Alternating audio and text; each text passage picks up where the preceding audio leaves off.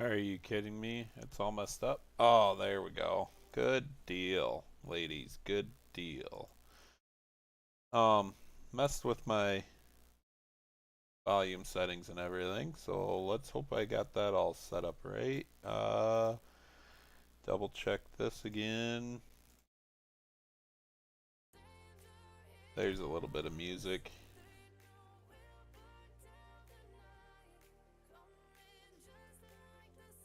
We'll leave that alone. Let's jump back into the game. Um, so I kind of got stuff messed up here and didn't realize my graphics card driver needs to be updated.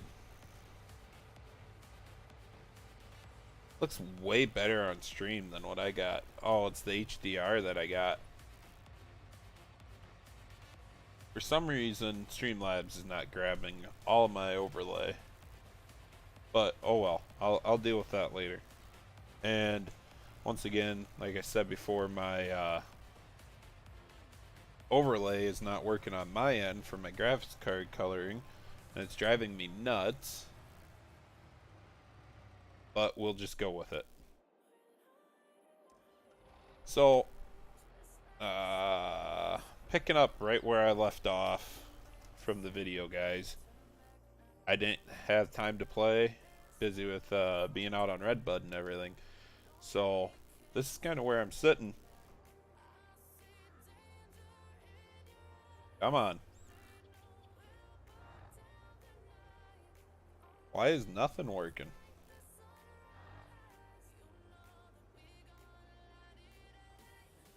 Throttle? Cruise control?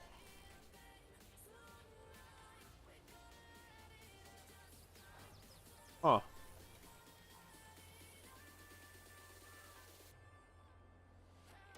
Cute. Now my throttle decides to work. Alright, whatever.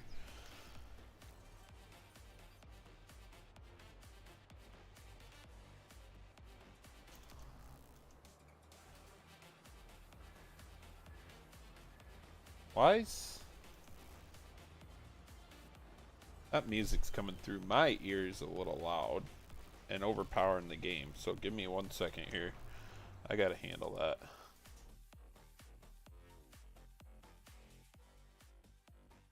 Where's my game volume? We're gonna turn all this up. Careful, guys. Might blow out some ears. I'll adjust accordingly. You guys tell me what I gotta do. Hey, Justin. Hey, Jesse. Be deep in cornmeal. There you go. I haven't even bought any yet. Westby. Oh, yeah. With an 8-row, 500 or 600 acres. Nice, nice. Alright, in-cab view, that a little loud for you guys? Or not loud enough? Or what do I got?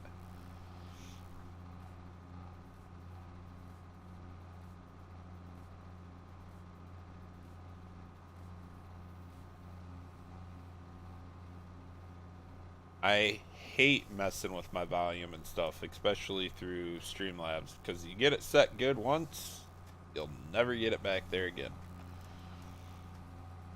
But got a lot of gas to put on, and I got to finish up Lime also, which I know I got this field done up. We're going to finish up that big field of Lime. Now that I got the semi rolling, it'll be able to keep me going. And then we're going to get right into planting. Time scale set back to 3. Perfect. If you guys haven't already, hit that like button. Share the stream wherever you guys share the stuff. And let's get this to be the biggest one yet. I know I'm an hour late. I know it's 4th of July weekend. But hey, not everybody has fireworks tonight. And I make my own fireworks show anyway, so I don't care about going and seeing the other ones.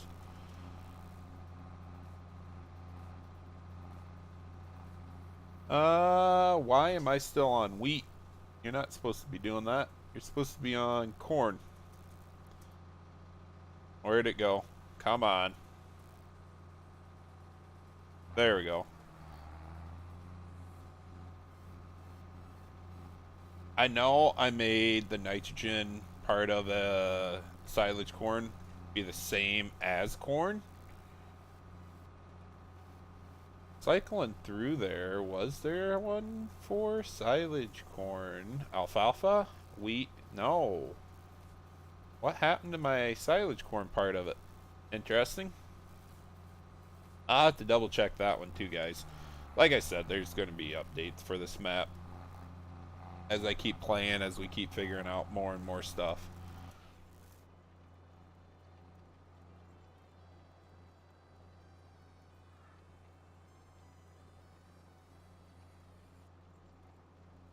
Justin. Dude, I get it. I get it. And then Legacy's working on getting those to the mod hub in due time. So hopefully they do come out for crossplay and everything. But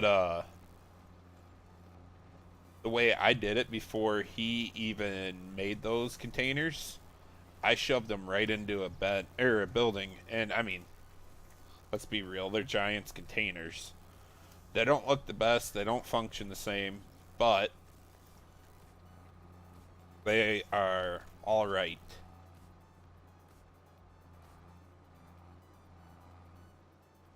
Should be fine. Yeah,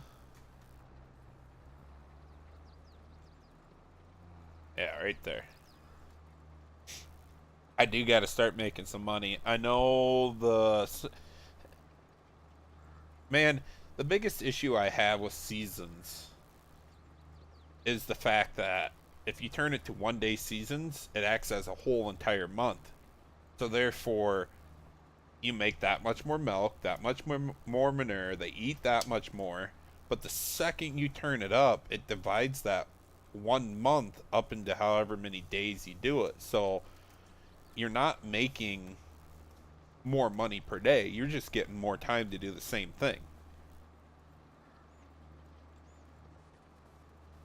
So I'm not making enough money off my cows, but I have more time to feed them. I have more time to get the crops in the ground. I have more time to put the manure on. And that's where I'm kind of sitting, is like, I need some freaking money. I gotta buy a big tractor. Trying to do this right, pay back my loan. I think I'm going to have to take another loan out and get a tractor. Because this guy's going to go on the cultivator. We're going to get these other fields cultivated.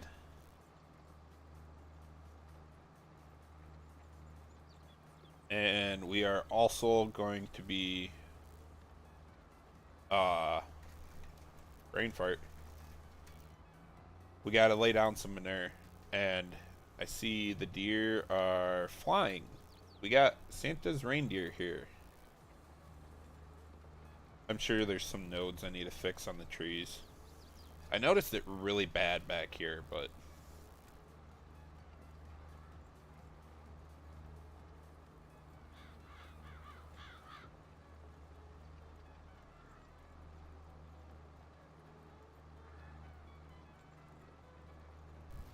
Justin, I'm actually went to 4 days on 3X this season. I'm going to give it a shot and see how I feel.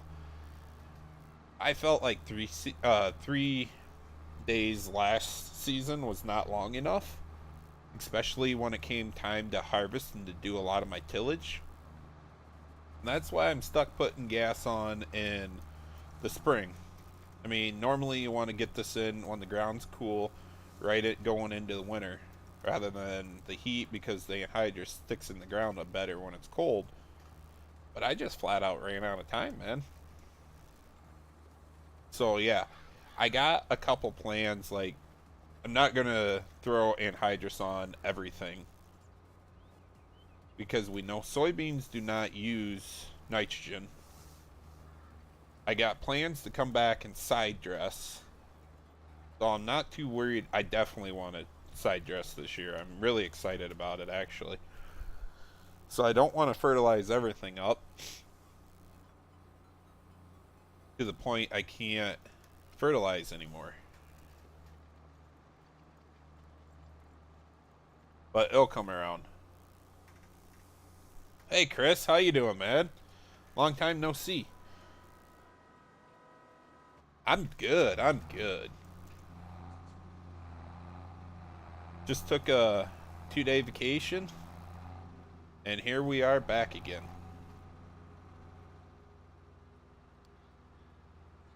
I don't know. We'll see what happens over this weekend. I mean, quite frankly, I got 2 days left of vacation. I got I got quite a few things I need to do, but I'd like to record some videos. At the same time, I'm thinking I should just stream. So we'll see how it goes. This field I am going to no-till some corn into.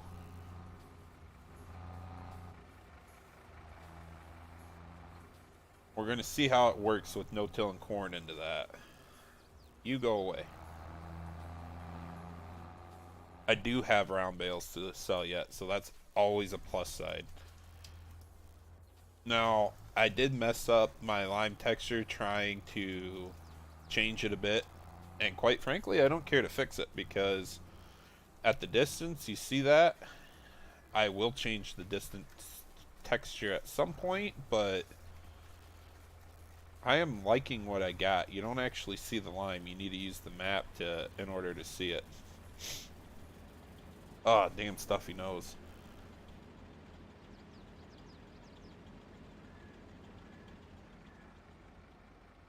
Ooh, the city's always a good job, Chris. Okay, come on, throttle. There it is.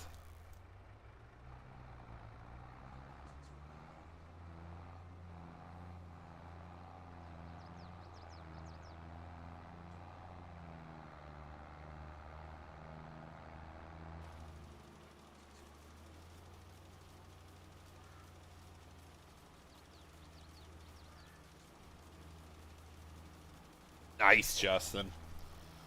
I like, I think a lot of us have gone more realistic side of farming. And since I've done it, I really enjoy it.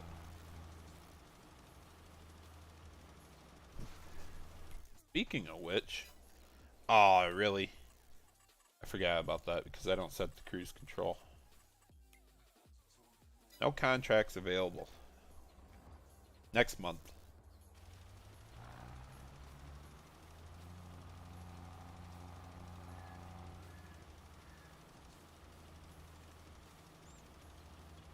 Oh, that's a given, Justin. That is a given. Now, I know some cities are union that follow the state, and some are not, and some are state involved. So, if you got any benefits like the state, the only reason I know this is my little brother works for it. Yep, he's union too. And it is uncomparable, the benefit wise. If you can afford it now, all I can say is afford it now, because when you get to retirement, it's going to be well worth it. Yep, exactly it.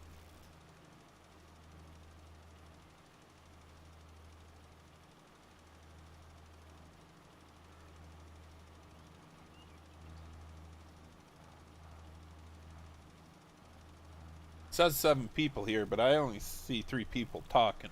Can the other 4 people show up and say something in the chat quick? I know you guys are just lurking back there.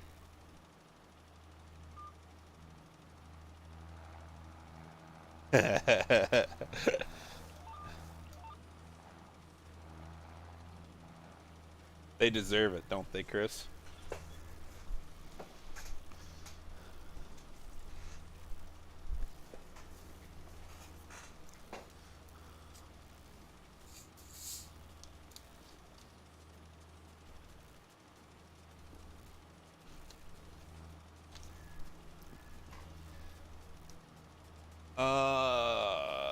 cruise control on. Alright, let's double check the precision farming real quick. I do gotta hit all these fields with lime. Oh boy.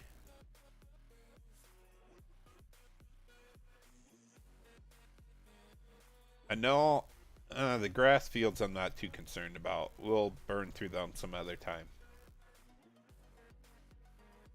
I'm not going to mess with this backfield. That is going to go to soybeans. So that should add nitrogen there also.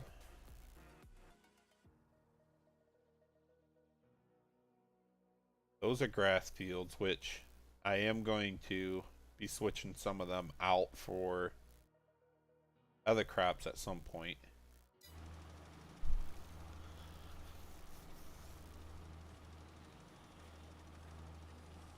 Thanks, DC, man. No problem, dude. But yeah, I think. All right, so I don't know if everybody's seen it, but the emergency mod pack that came out, I'm not too excited about it, but I want to play with it to see personally what kind of code and everything it's got in it. Randomly spawning missions, stopping traffic with cones and everything. I really like the idea with a lot of stuff behind it, but I'm not excited about how much it takes away from farming. I'm really not. It just literally opened it up into GTA's oh god, what am I looking for? Role playing.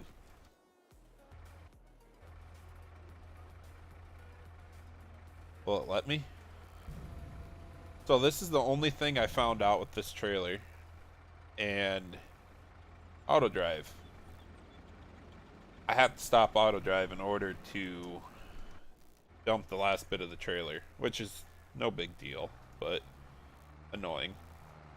But anyways, let's get back to the emergency pack.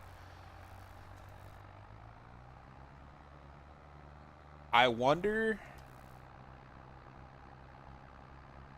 There's a lot of possibilities with this, and I can see the other possibilities coming in hand. Could you run like a towing business where you got to go and pull out a stuck tractor or combine or something like that, you know? Down those lines. I don't want to get away from Farm Sim and have it be completely ruined. But also with the code that's in there, handling traffic. So now we would be able to throw out road closed signs, and if you script it right, they could randomly spawn. And with that randomly spawning, you could have work zones. So that's kind of one thing I want to look into.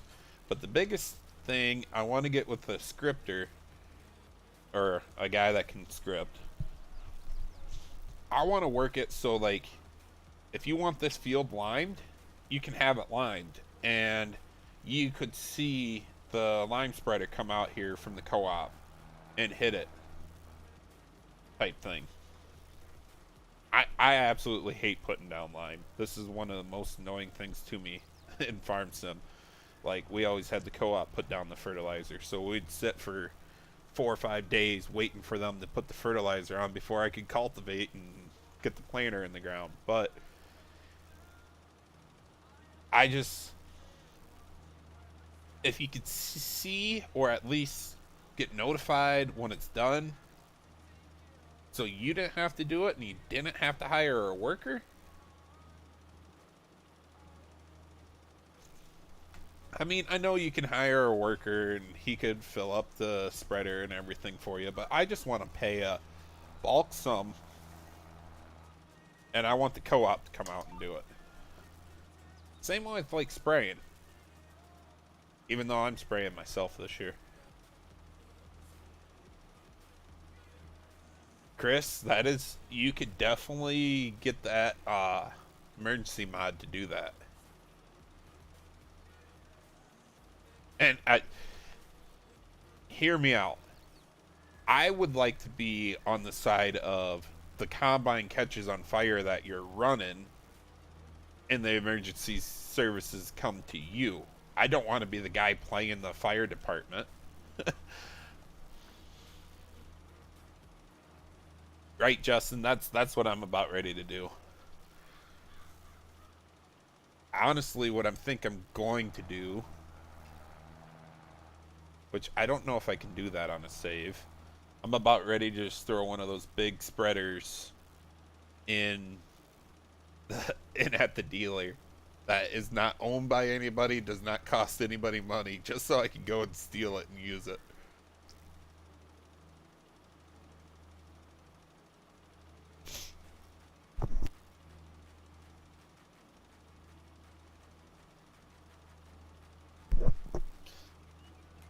I don't have much time before the end, but I just want to look at what tractors I got. And here, I don't think that's big enough for what I want.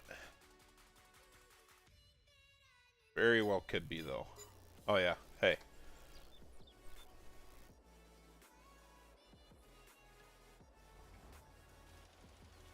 Turn on.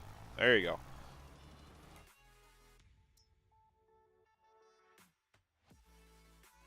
I thought about getting the 2+2, but I don't want to go down that route. I want to buy articulated. Or I just... No, I need articulated. I really do. Because I do have plans to buy more ground. So therefore, I want a bigger plow, chisel plow. The cultivator I'll have works great. I really don't know what I'm going to need the MX for, but I don't necessarily want to get rid of it either.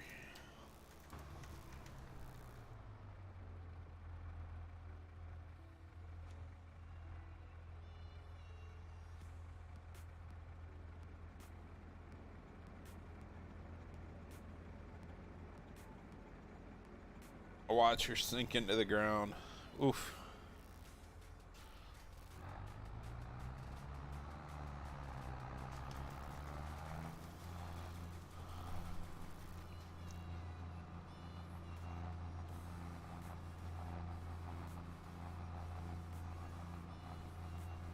Chris, that's the DLC stuff. So if you go look at that last map that came out from Giants, that's the seasonal foliage. All these guys are breaking into the DLC, which is supposed to be a hidden code that you can't crack. They are cracking it and importing it into their maps, which technically they cannot release because it is not base game. Then it's against Giants TOS. So, with that being said, the guy that tried putting that map on Mod Hub with it, he got banned because he was releasing something that wasn't even out there to the public. So he did illegal work by cracking the code to get into it to see all that stuff, which, depending on when they release it, usually it was on the new game. So, 2 years you'd have it. This time we're on a 3-year rotation roughly. I doubt we're going to be able to mess with it at all and release maps with it, but there's no reason you couldn't do it to your own map. But then again, you're ruining the TOS, so...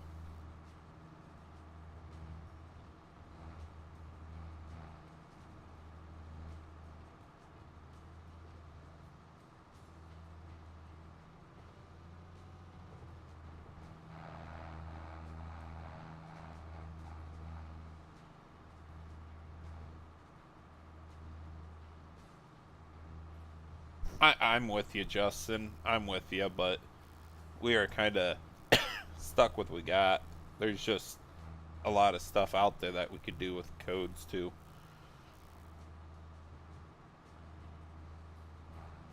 Oh, I'm right there with you, Chris. But that goes back to the way they messed up seasons. And that goes back to the start of 22 here. When they decided and they tried throwing it out there right before release. I don't know how many of you remember that. But they go, we are only doing 1 day seasons. And everybody blew up like, what? You can't do that. How are we supposed to get anything done? And the transition from season length, either way you go, it still equals a month, whether you're on 28 days or 1 day. All they do is lengthen it out. So therefore, if you want more weather changes, lengthen it out. It'll give you more variety. I did go down the environment side of that, Chris. And I've been messing with it on this one. You guys don't have this side of it because I've been messing with it on the other side, or on my other update part of it. And I'm trying to figure this out. But see, why do I have snow in April? Because it's going to get cold. Alright, I see that. But it's going to warm right up. So I don't know. But then again, in May, like, are you kidding me? What did I mess up? Why is it getting cold in May?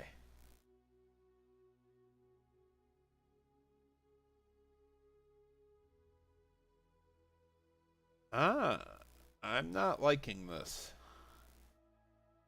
That's alright. March, end of March, beginning of April, that is nothing for Iowa, where I got my spot set up. Right. It's, you know, northern. Hey, Bar, I'm doing good. I didn't miss you. I just going down the other line.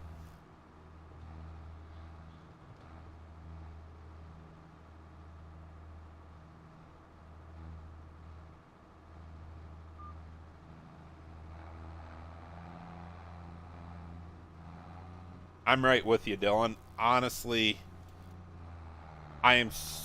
That's where I'm upset with like Creative Mesh. They could have Creative Mesh could have done better, in my opinion. Better as in take their skill for that emergency pack and redid seasons completely. It's what needs to happen. All the benefits of seasons that we had in the previous games are not in this game, and that is like, honestly, that's what I'm missing the most.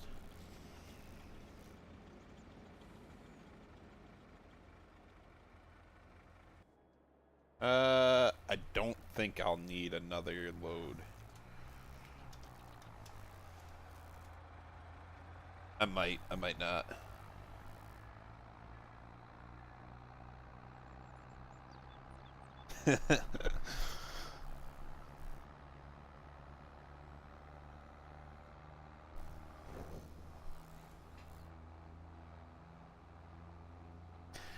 Right. I don't know. They missed it. They missed it pretty bad.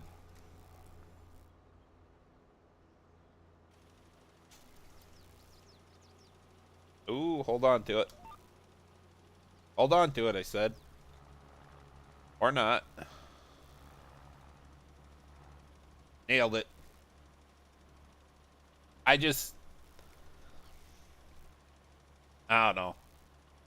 I can't even remember who put that out right now, back in 17 and 19.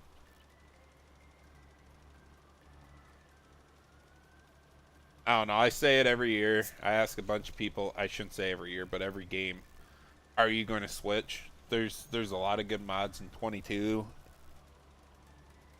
There's none that I couldn't live without, I guess. But that was my hardest part going from 17 to 19 was seasons, and they didn't push to get seasons out there fast because they couldn't even put it in the contest.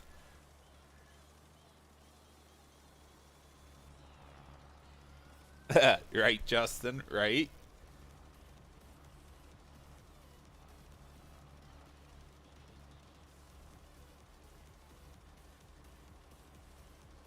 Well, bar it did. It's just on the back end, the back door stuff that you don't see.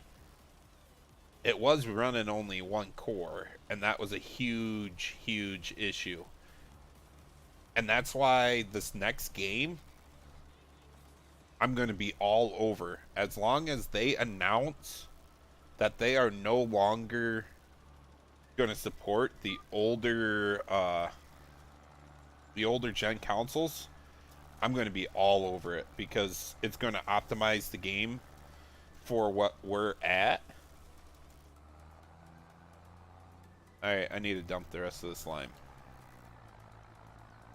But it's going to optimize the game for where we're at with our hardware and software stuff for everybody's computers. It's going to be the next step that we've been waiting for, and hopefully they can take it a little bit farther by adding some more functionality into the game, more realism, which I'm sure they can.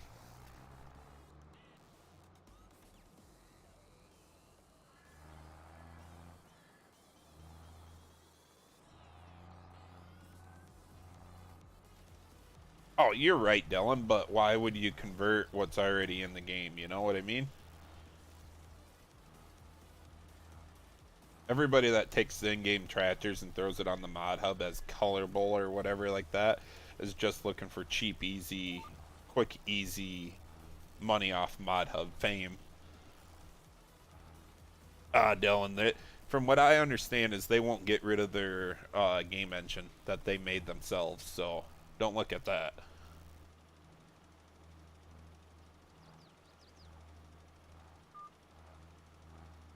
You're not wrong, Jesse, but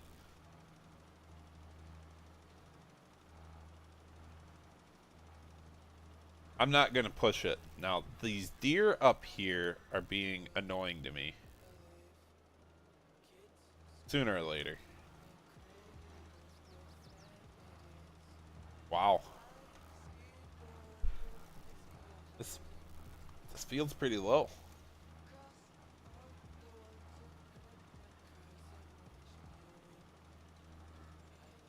Hey, Aqua.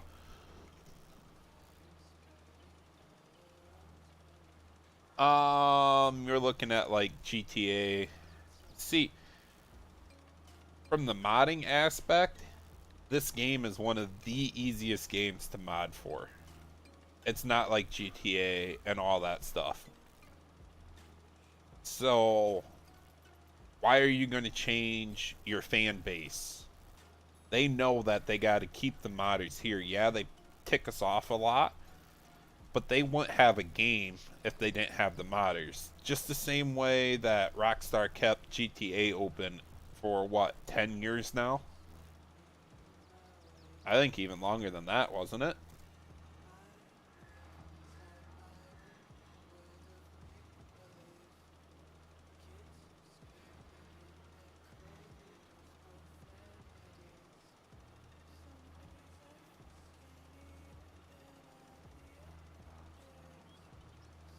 I I'm just to the point.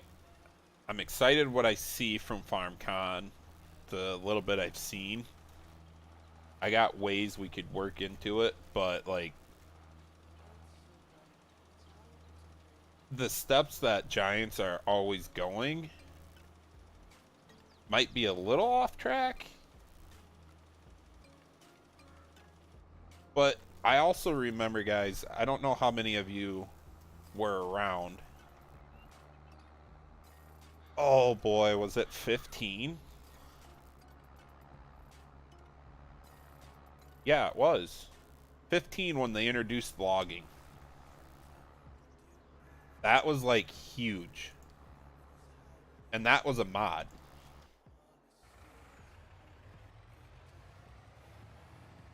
So I mean, logging wasn't always in Farm Sim, but they seen the market for it, and that was where they had to go.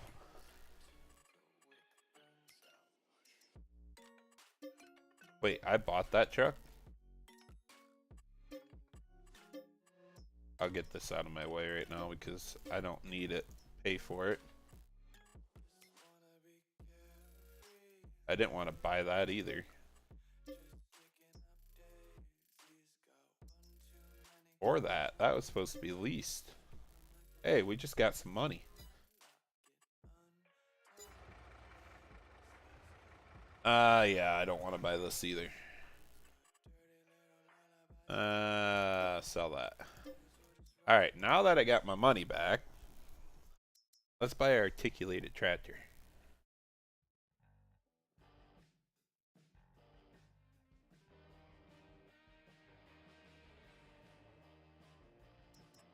What is this?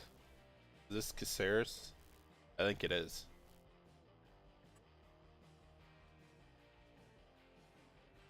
I'm not looking for horsepower as much as I am the weight.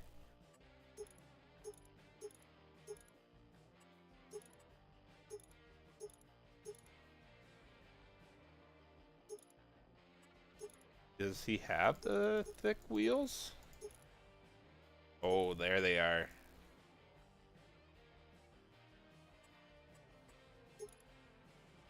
Waiter out. Oh, yeah.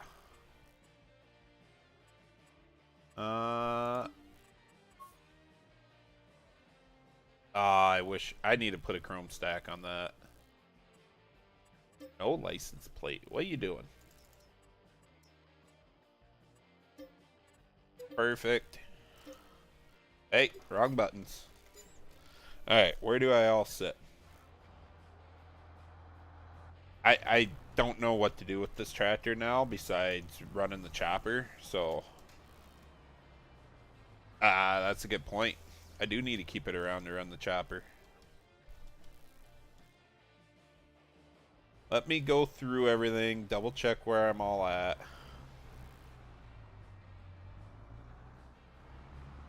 I know what I need you to run. Yeah.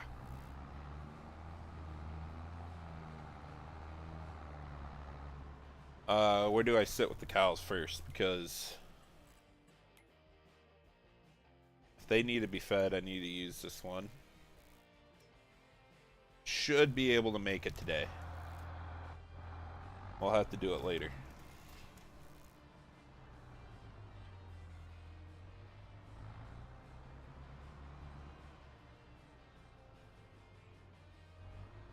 Ah, nice, Justin.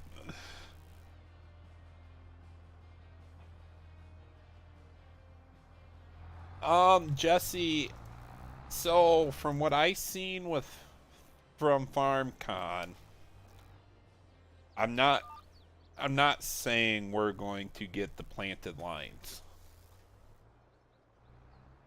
But they do have something in there that allows it to somewhat be changed. Where do I want to go with this? I wish I could get the dirt stick up higher because I wouldn't even put it in over here on the ramp. It's just supposed to be for a clean out anyways. Should put it in this corner.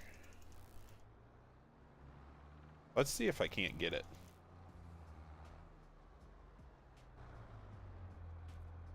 But I think we'll be able to somewhat get it going.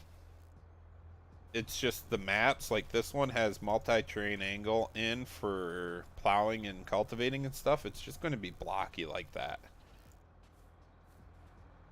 That's what you're going to see. It's not going to be so much follow the planner direct.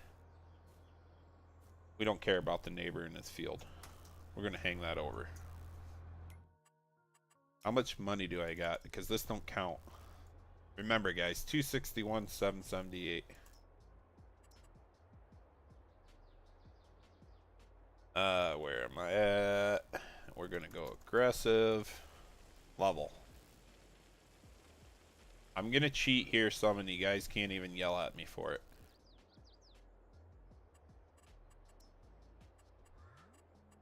Not asphalt. Where's my concrete? Huh? That ain't even right.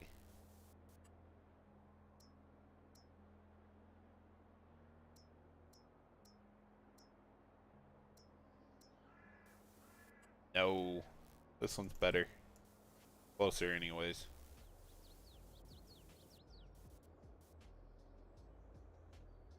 And then plants. Get rid of these nasty bushes I put in for whatever reason. And dirt.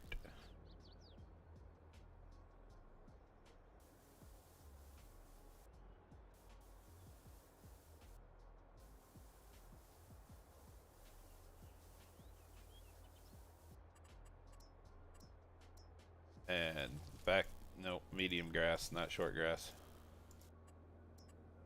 Short grass, right, that spots.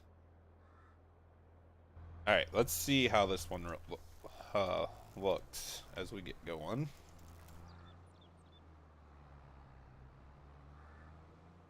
Technically, that should just be the clean out for the pit, so you'd use it to clean out the solids. Alright, I need to put in a little ramp there.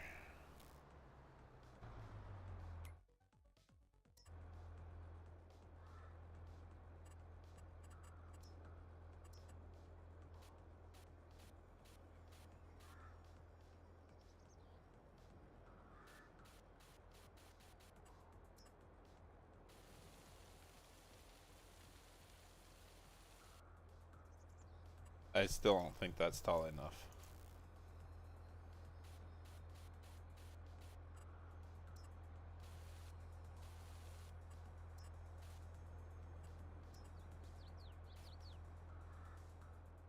Oh, come on, work with me here, guy.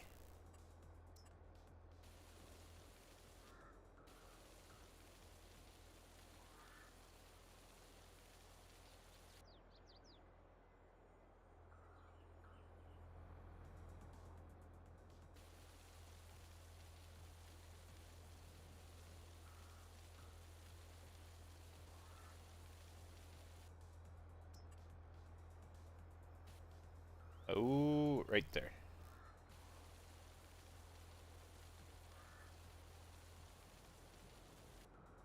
Something like that. Cut that back down. Got a little too wide there. Yeah. Let's give that a shot.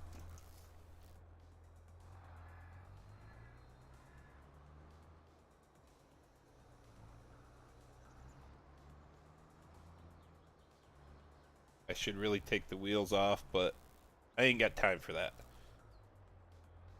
We got stuff and things to do. Alright.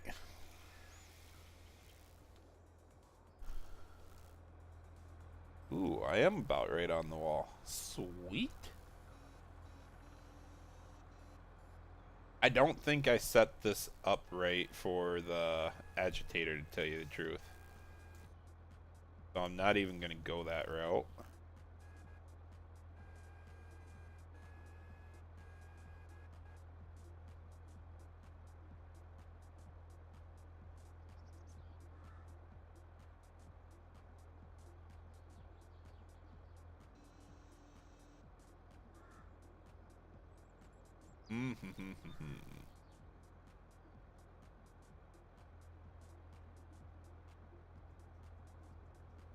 I don't know.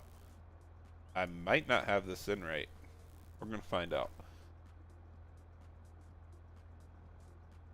Nope. Dang it. I put that trigger in the wrong spot, not wide enough. Alright. We know what to do. Get out of here. That stupid code.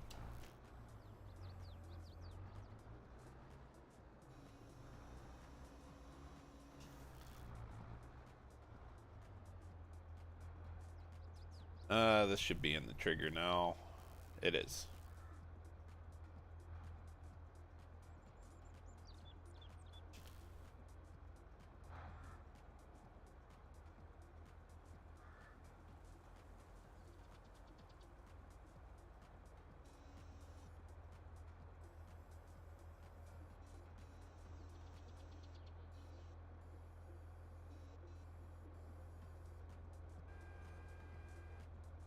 least make it look right.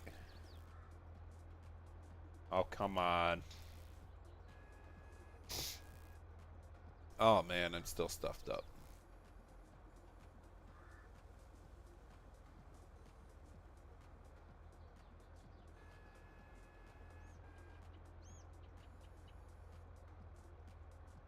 Okay, where's my...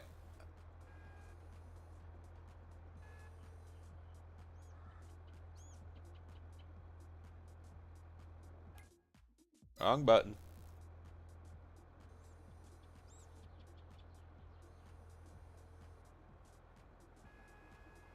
Okay, there it is. I don't know why that went away. Now go get my big tractor.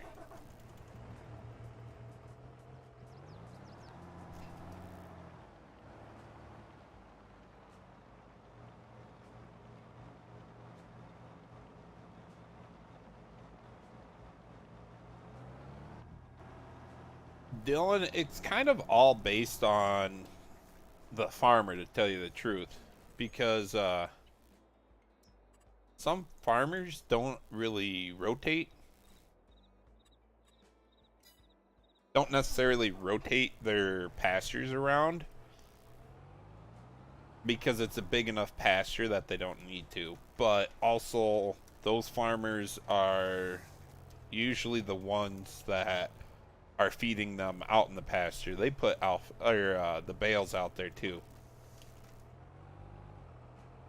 So that would be some huge difference. But if you are strictly pasture only with cows, yeah, you're definitely going to be rotating them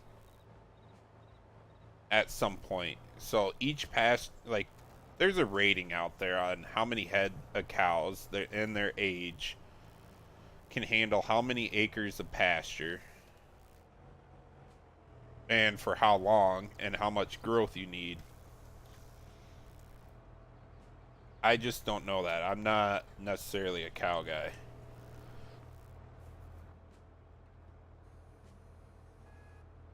Bam!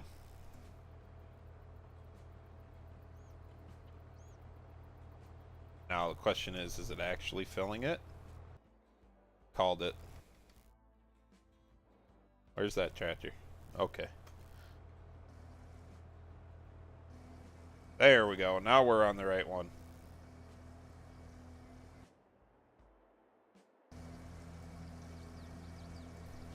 We'll finish this day off hauling manure. Probably.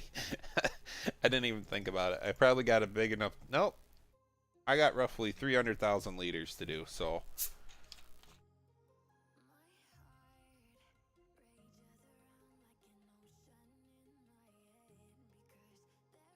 Ah. How late we going on stream, guys? How late's everybody staying up?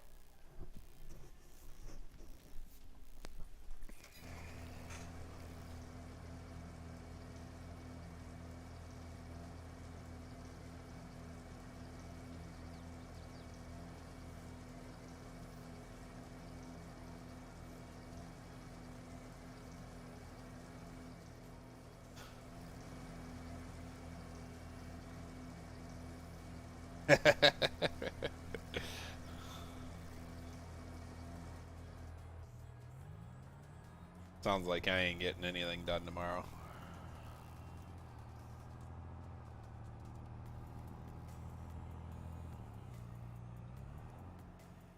Let's see what my nitrogen rate is for this hayfield. I'd really like to get, or alfalfa field. I messed it up when I brought over my save game stuff, so we're gonna see how bad this is, and it does need it.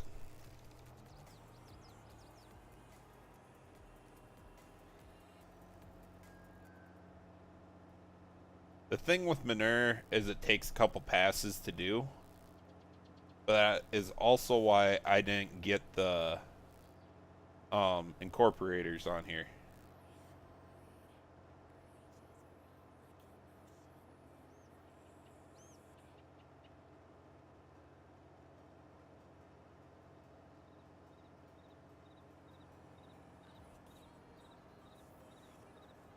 Oh, this corn is gonna suck.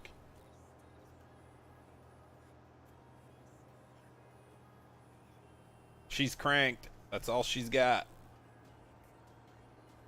The reason I left the edge like it is, and no, I do not plan on changing it, is so I don't have my alfalfa and grass crap when I go to mow it blending together. Alright, can I turn my automatic off?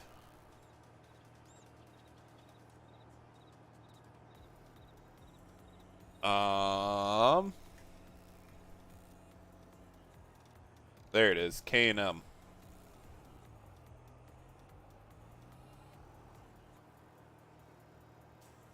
That is current, but where's the target?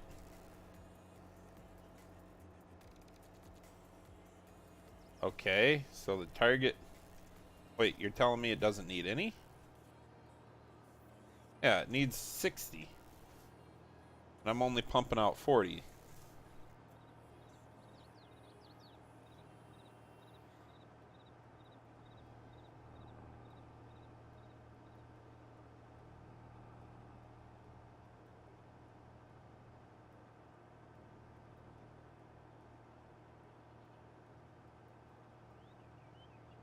But yet, when I go to put it on automatic, it doesn't even raise it. We were just going to leave it cranked. Don't look at it.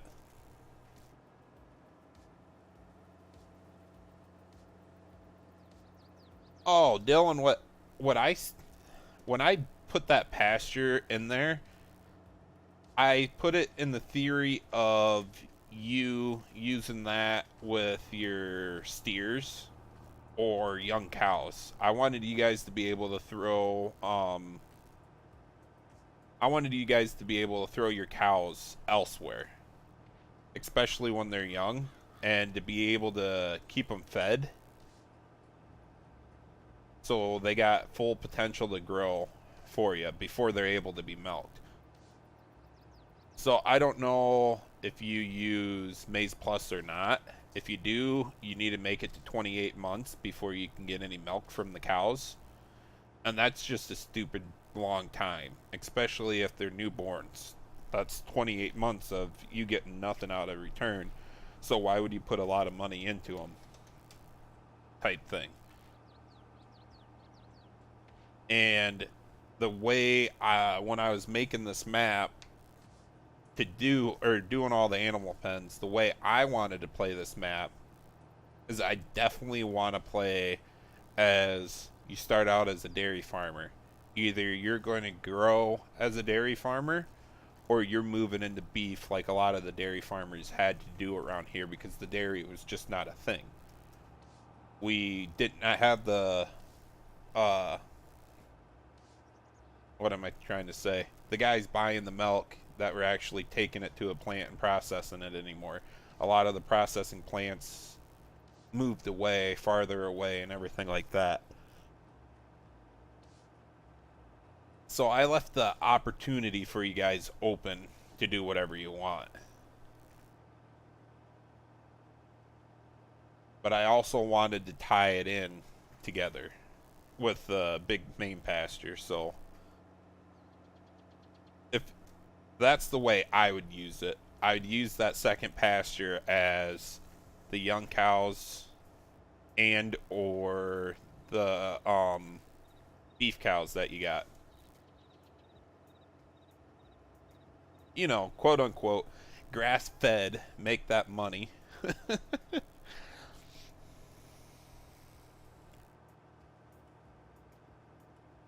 Oh, yeah, that's. I just remembered that. Enhanced animal. Not Maize Plus, enhanced animal.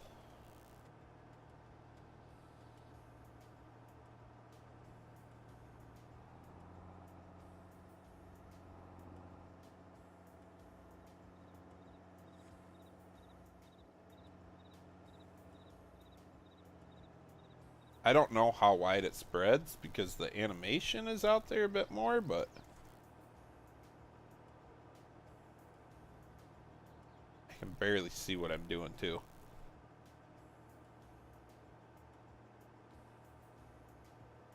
Hey, Big A. Thanks, man. I appreciate it. Give your love to No Creek Farms. He's also the creator of Meg Creek. We just converted it. Oh, shush, Preston. I'm not listening to you on that one. You're on your own. Go talk to his wife.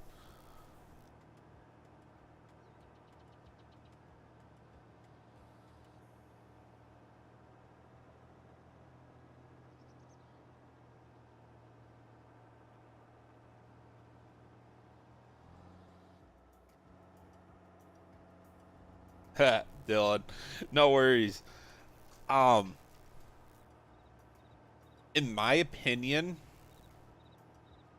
I don't think it was ever supposed to be a dairy cow farm.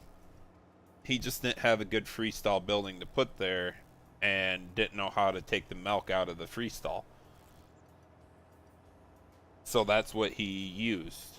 That's my opinion. I think it was supposed to be a beef farm. I can't remember if he ever said that or not.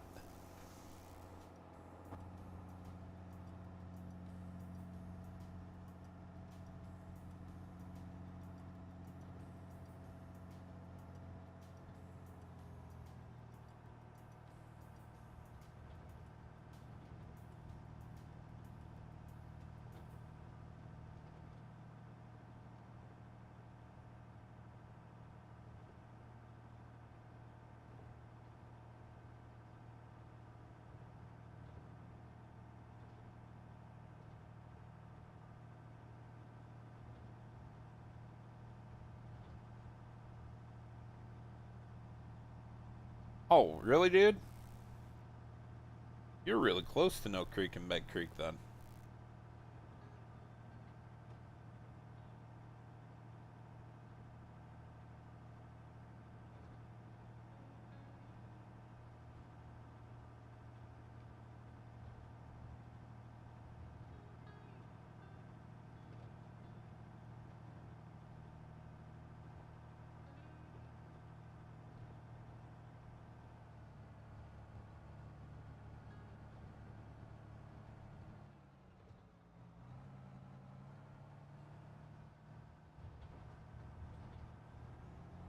Nice. It looks like a cool area down there.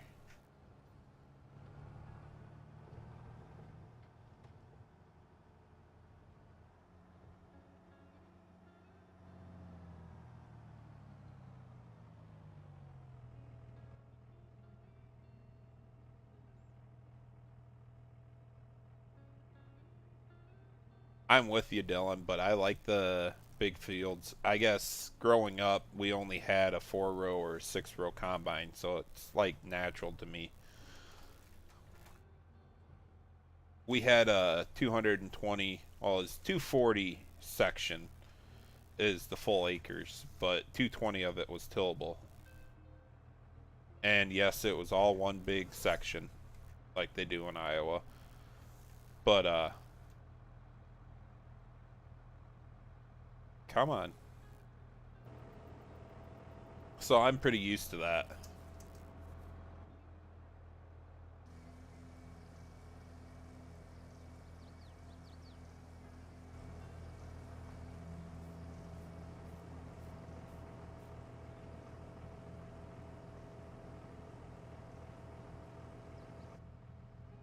Chris, all I can say about that part of it, I don't think he gave up. I think he went to do something else.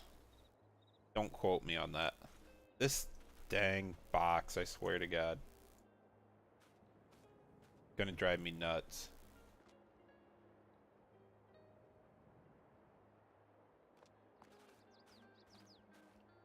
And I want to change that pressure washer out.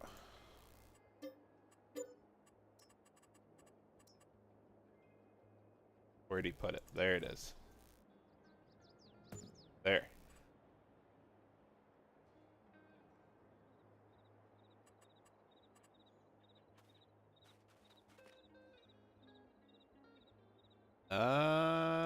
Still got, okay.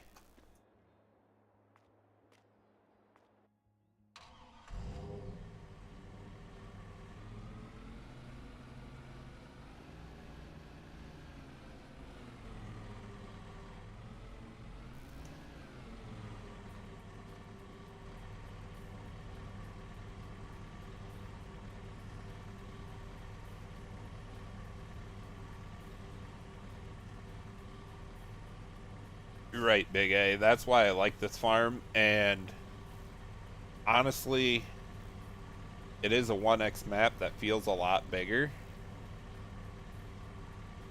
But, okay, where did I get stuck at?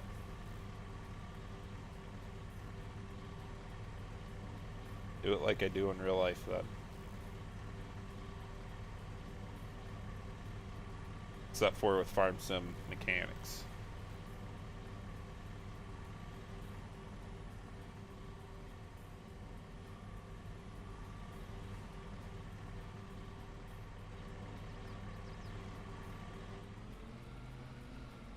Okay, that worked better than I thought.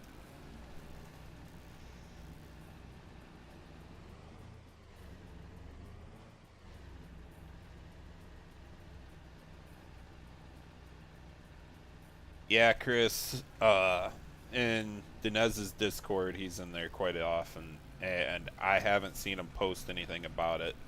But with a map that size, you get burnt out pretty easy and you need to take your mind off of it. I just wish he would say something like he needed help, because I'm really excited for that one. I'm sure he'll come back to it. Yeah, Justin, that's JCL's IH pressure washer.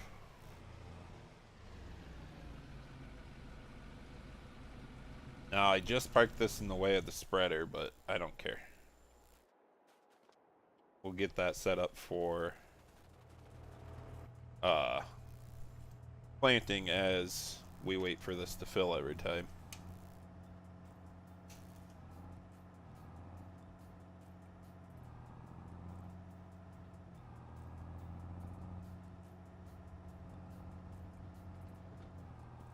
I'm right with you, Dylan.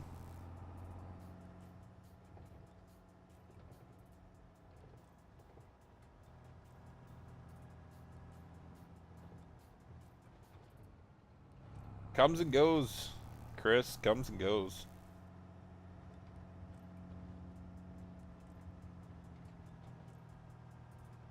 I was burnt out on Farm Sim in general until they decided to do up this map again.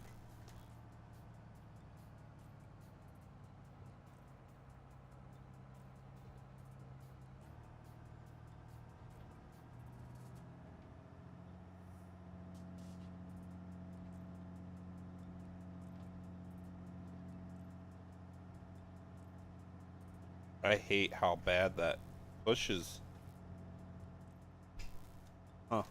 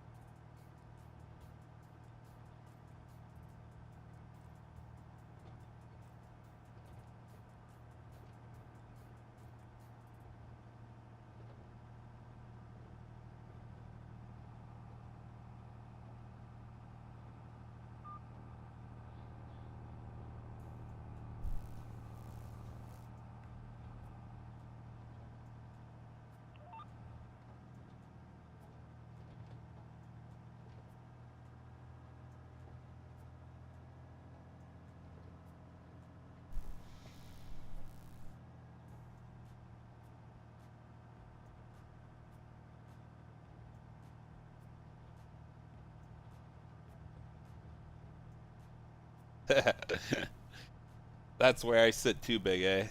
I like doing the contracts, but you got to remember about your own stuff there too.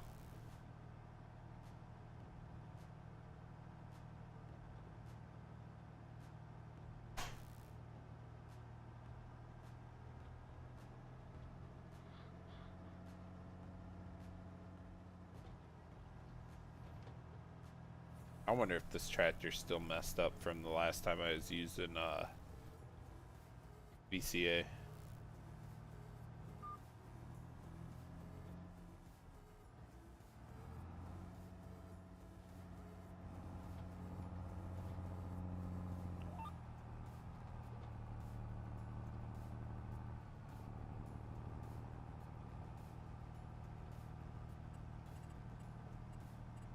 I think it is.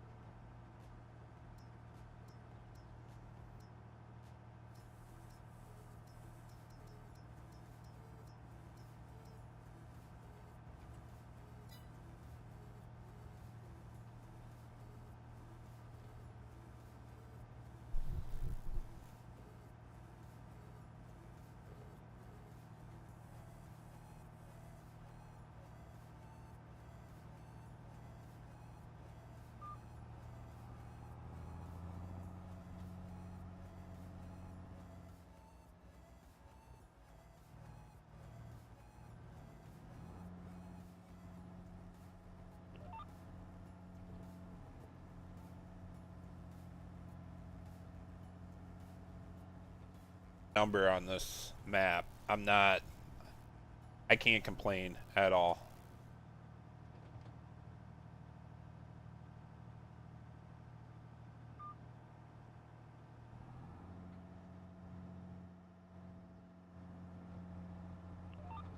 No Creek Farms, I can never remember his real name to tell you the truth. He's always done quality work and put so much into it.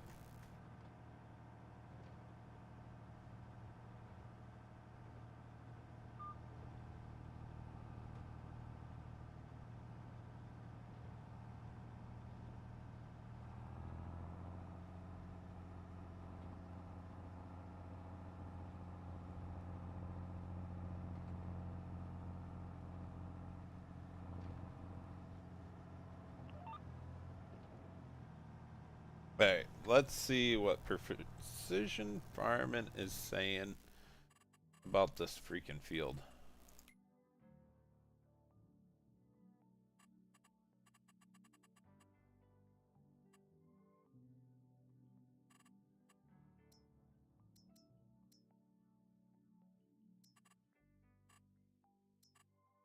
Hmm.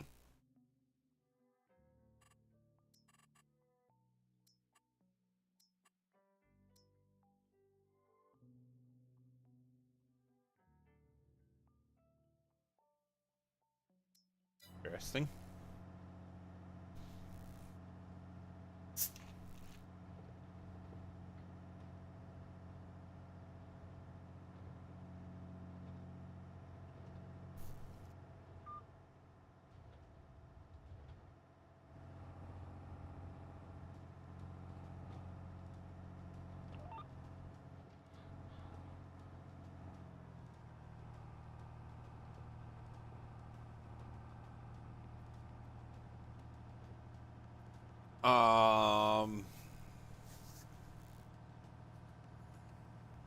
I gotta remember where I'm at because I know this version of the map is not out. So therefore,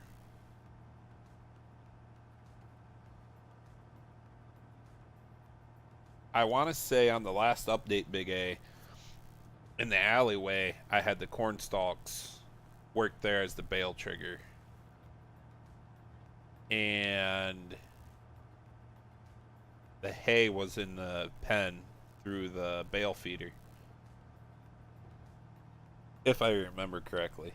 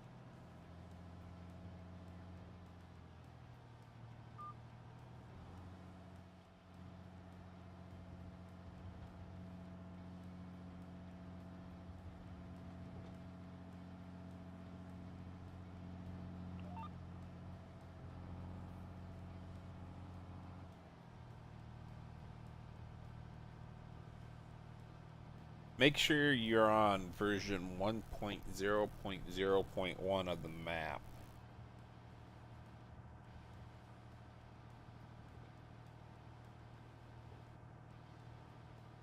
Because that was the updated version that I put out there. I know that for a fact.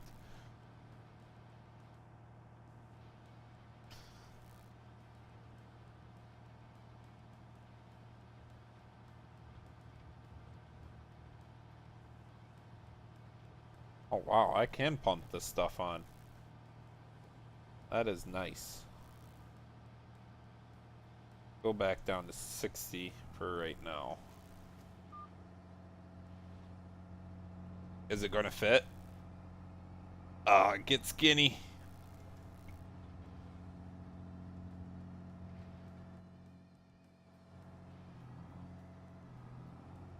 What's up, Benny? You've been popping in a lot lately. I don't know who's all streaming tonight. It is Sunday, but when I looked on YouTube, I didn't have too many people streaming anything, so.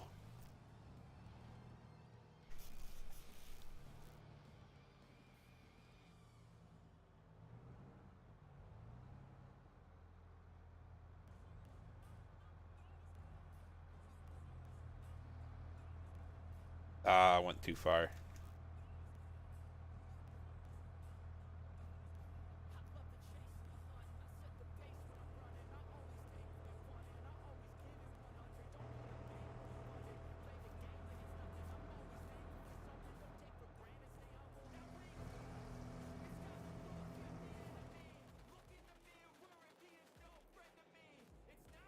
Thanks, Big A. Appreciate you stopping by, man. Have a good one.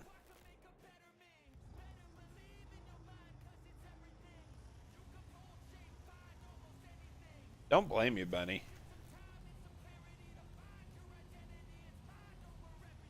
It's always good to have a break in there. Take some much needed time to play. And that's where I got streaming. It's fun to stream, fun to bring entertainment and hang out with all you guys. And I just needed a break from modding altogether. Besides the little edits I do to something, I was just straight burned out. And I want to enjoy the game just like everyone else does.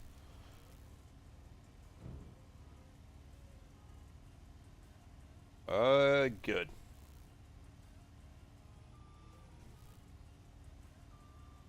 Hey, Cody, what's up, man?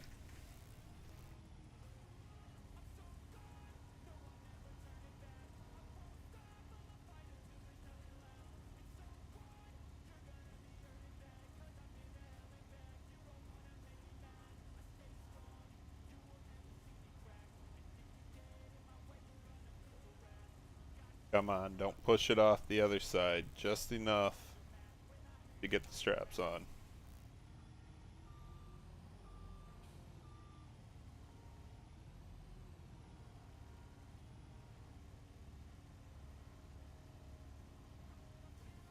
Maybe?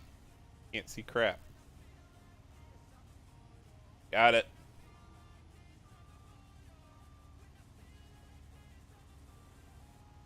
Ooh, nice, Cody. That's a good map.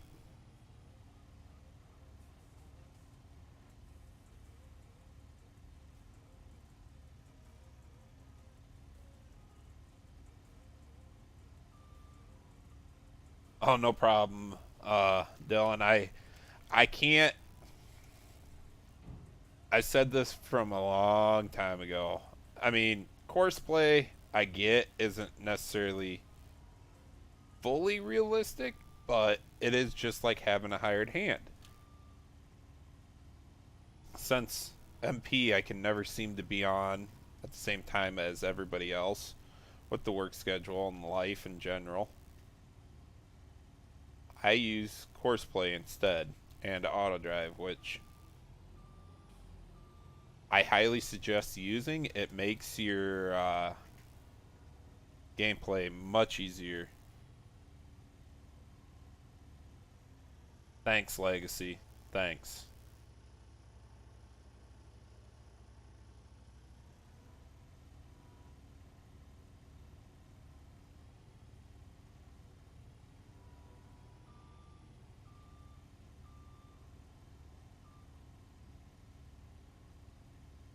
I get it, Benny, but I like to go old school. You buy a trailer for multiple uses. I do have plans to put the spray tank on there when I go to spraying or nitrogen, applying nitrogen. I think a nice little spray trailer would be awesome, but at the same time, uh, to me, this is about what I do use in real life too. I'm not going to buy no seed tender that uses pro boxes because I'm broke. Legacy.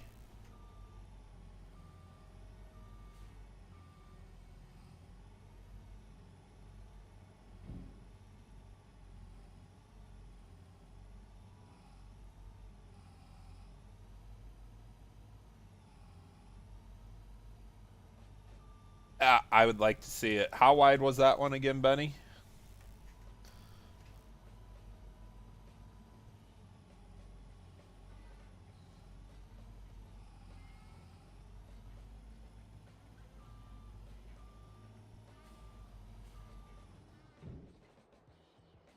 Yeah, that's about perfect size.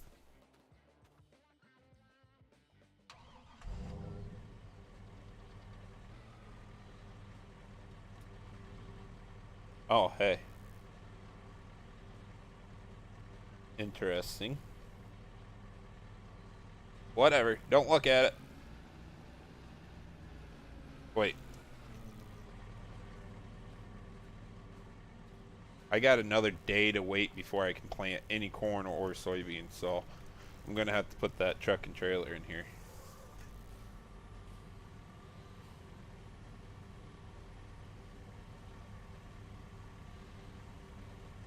I remember seeing it, Benny. I just couldn't remember the length. Width, whatever you want to call it. Let's see if I can do this from in cab. Probably not, but trailer's a lot longer than I remember.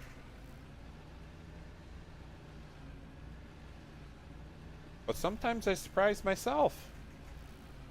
Look at that.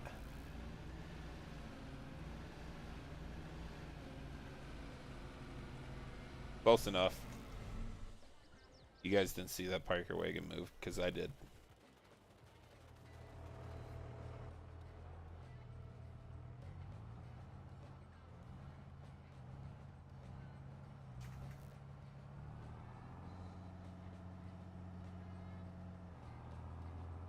Nice, Cody. I like big maps. To a point. I haven't done much large farming in 22, honestly.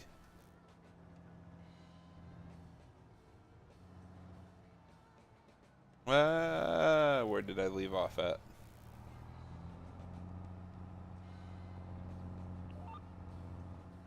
Nope, wrong one.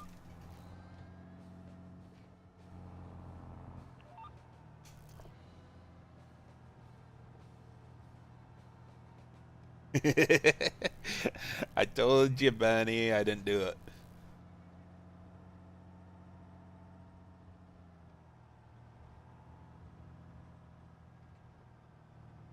You're saying you haven't seen this stagger style? I, for as detailed as it is, I want to say this one's Caceres. Or Sierras, or however you pronounce that name.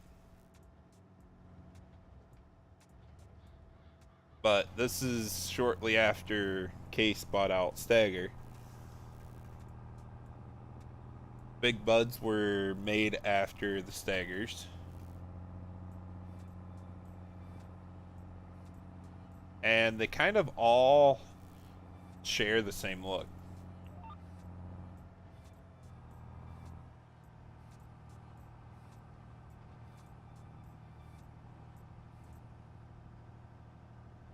Ah, I got you, Benny. I'm not one brand or the other, to tell you the truth. That's the same way I am with the trucks. Sure. I I like everything. I don't know how I can't say I like everything the same, but I like individual parts of every brand. Because, I mean, let's be real, they're not all the same. They all got benefits that the other ones don't or something.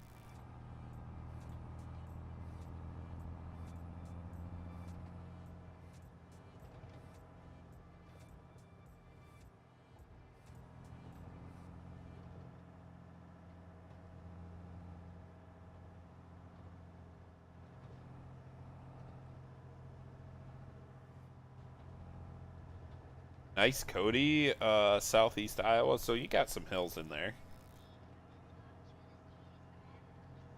Southeast is not the same as the center. I know that.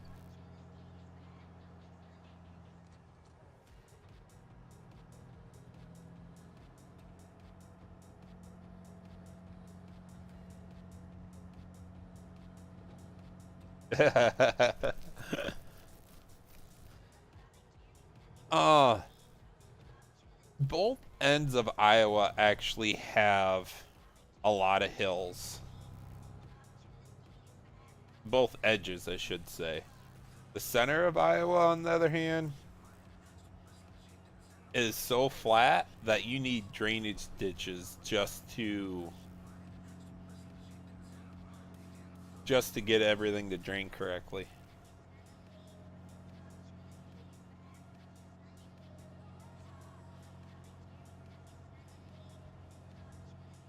That bale's still in my way.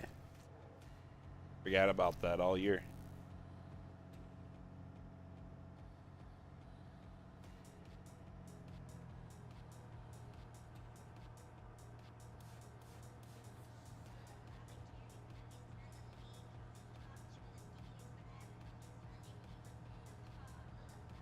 Ah, Cody, that ain't. I mean, unless you can set away a lot of time, that's nothing. I fully get it. Takes a while to build a map, a quality map too. Right, Benny. There's a reason why I don't play on mini maps. Um, Midwest Horizons was the flattest map I could bring myself to play.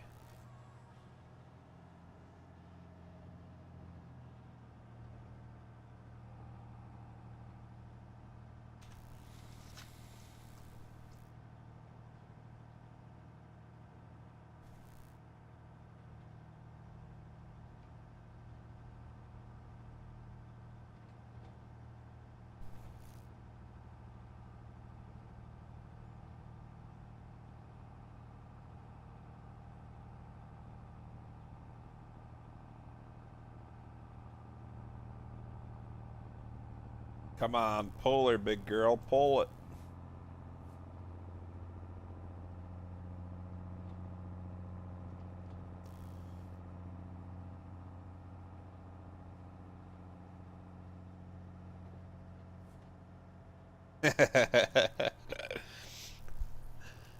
Midwest is a good map, man. Midwest Horizon is just a solid map. I just played the crap out of it in 19 that I can't go back.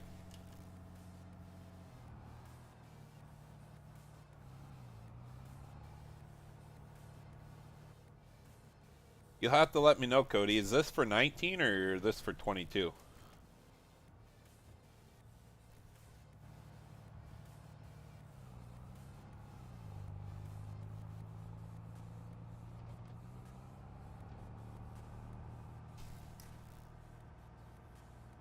Hey, KJ, how you doing, man?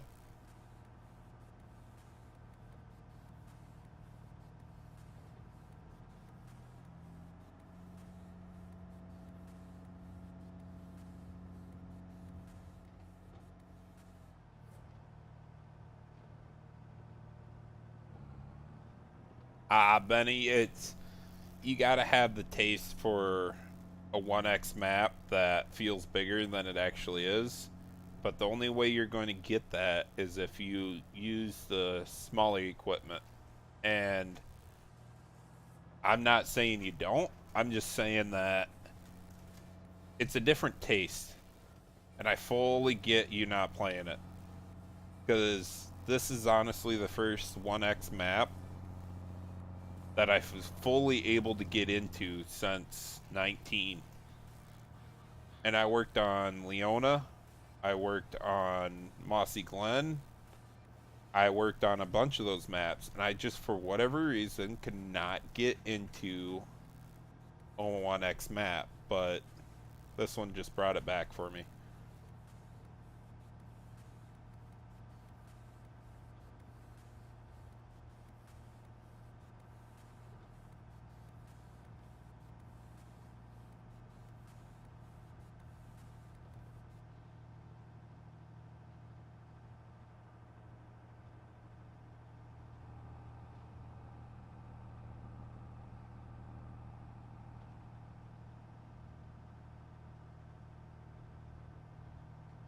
I I agree with you there, Jesse. It would be awesome to see that map as a 4X, but he had it built as a 1X already, so we weren't going to change it. I don't know. I keep wanting to go back to Westby. I find myself always going, should I play Westby? Should I play Westby? And UMRV is a great map too. I like playing that map also, but I can't get back into it ever since the MP server went to crap. Just for the simple fact we didn't have enough time coming in the spring to play it. And I think UMRV is one of those maps that really, to get into it, should be a MP server. There's plenty of farms to play on there, and everybody help everybody out.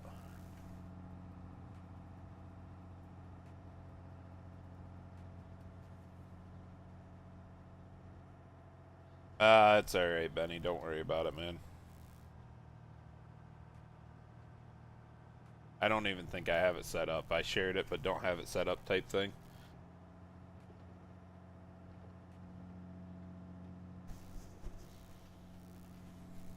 KJ won't get off of Westby for nothing.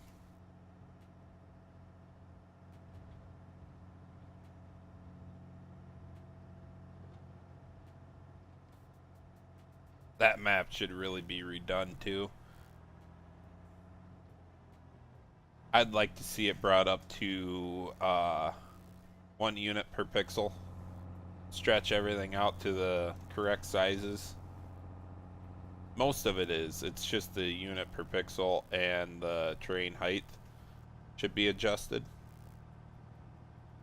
which throws all your buildings, roads, trees, everything off. Because you're literally scaling up the DEM, excuse me, to get the unit per pixel to 1.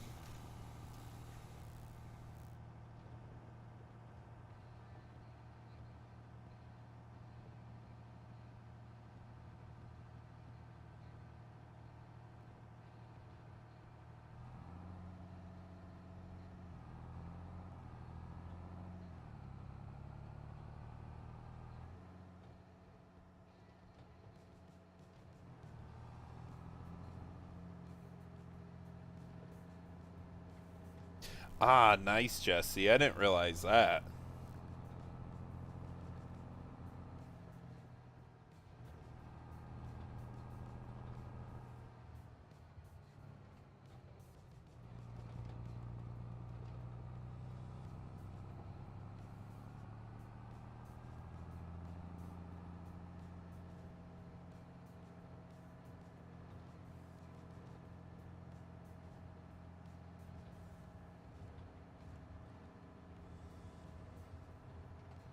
Yeah, that's a must for 16X Cody. You're going to have to keep her optimized just to let everybody run it, which there's always been issues with 16X maps not running on lower NPCs.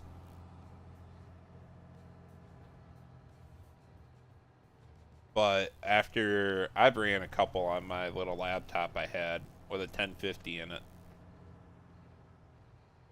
And if you do it right, you're fine.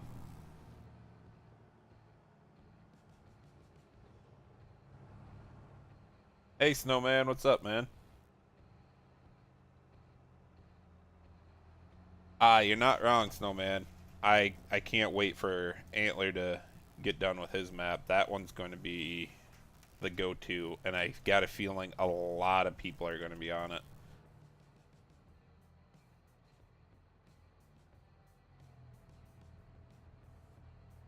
You like contour farming, Westby's the spot to be. I'm not fully into it as much as you guys think. I was right on the edge, not even lying, when growing up, eastern side of Iowa.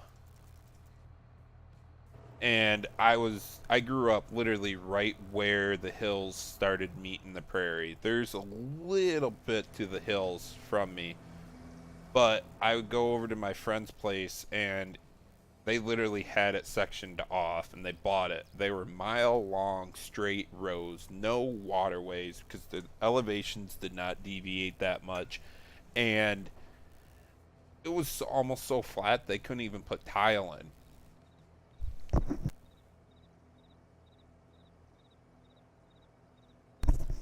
Now, where I grew up, the very front of our farm, it's about, oh God, it was about 90 tillable acres, is 86 CSR topsoil. And I mean, it is some thick, dark black topsoil. Dad finally tiled it, and I think they're upwards of 250 an acre, and they're not pushing the fertilizer very hard. And I say it's the back 40 because it slowly goes back to the very back, roughly 80 acres, I think. Transitions into the uh, that transitions into the very bad silty sandy, and then we hit the limestone rock in the very back, and that's where it started transitioning into the contour farming and the uh, Wisconsin style dairy farming. That's why I like Westby so much because it's right on the edge, and um and excuse me. I really should finish my 4X for that reason, but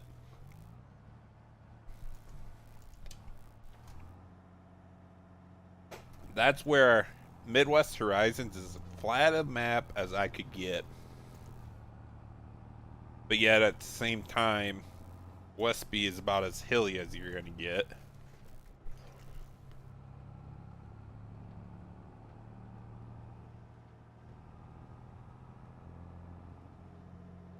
And honestly, the Huron,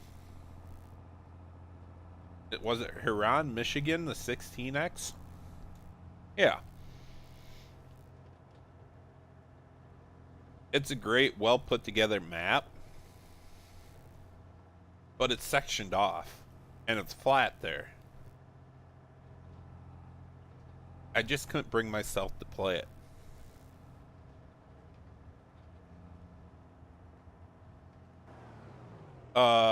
What was that? I did nothing there. Literally hardly turned my wheel and it kicked me out. My graphics overlay working yet? Nope. Cute.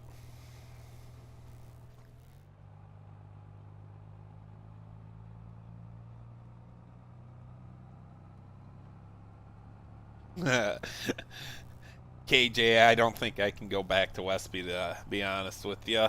I I gotta refrain myself from going back to Westby.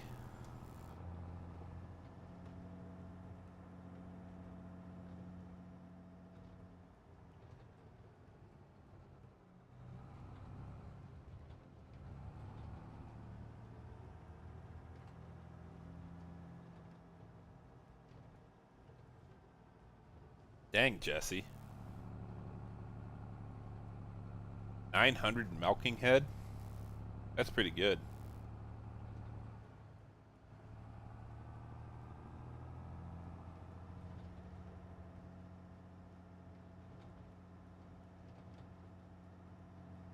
Oh, wasn't even paying attention. I guess we'll just do lines now.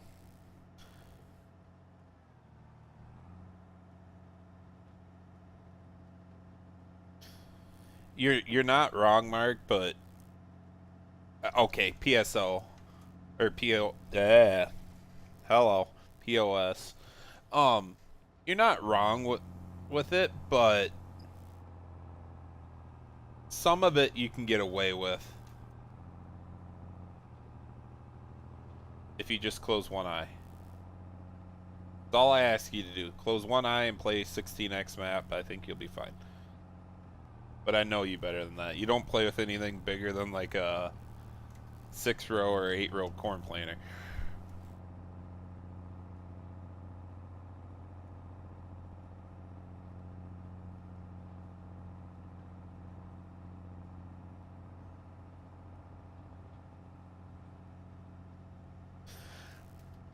Honestly, Cody,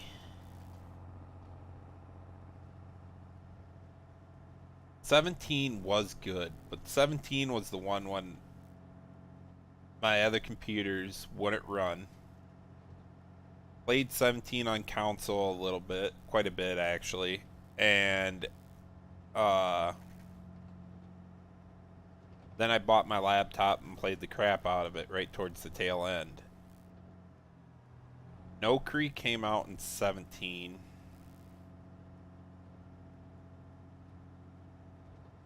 Trying to just like remember what was happening in all the games, to tell you the truth. I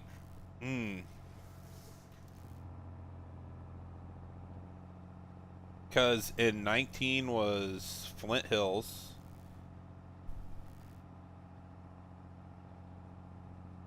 Meg Creek, and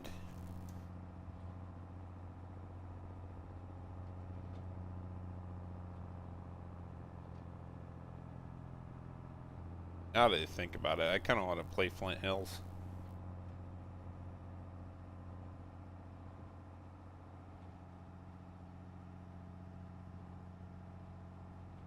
Honestly, KJ, I'm 17 all the way through. Because isn't that one the original Autumn Oaks? Original Autumn Oaks map was created for 17.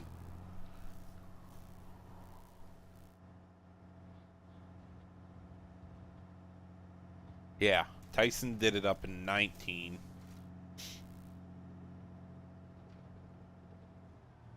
And everything Tyson did to Autumn Oaks in 19 was just crazy cool for immersion. And hands down, one of the best maps for that style. But like 19 had a lot of maps. Three letter mapping did a lot of them.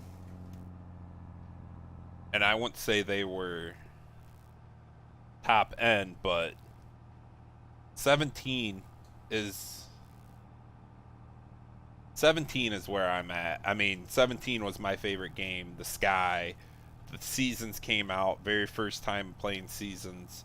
The mods we had for 17 were ridiculous because they were converting a lot of LBJs, CBJ, CBW, and all them buildings and maps from 15. And 15 is like,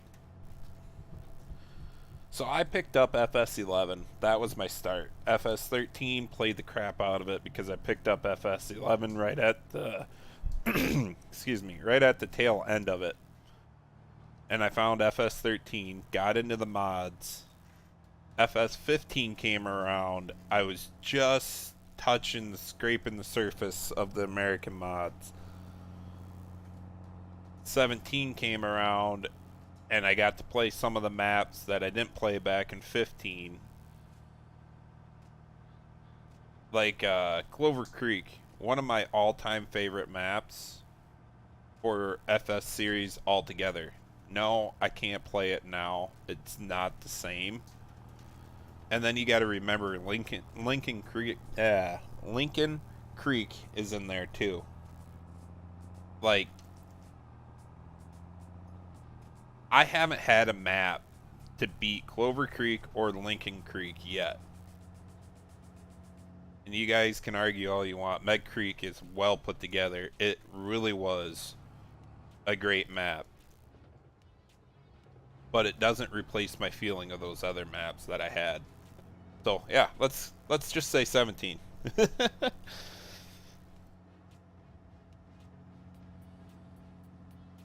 I get it, KJ. I get it, dude. Man, I go back to like playing 17 on console, and the only reason I bought a console because all my gaming friends, all my friends in real life, were uh console. I go now, and I'm like, I couldn't touch it. I have yet to buy a new console, nor do I plan on buying a new console, nor do I care.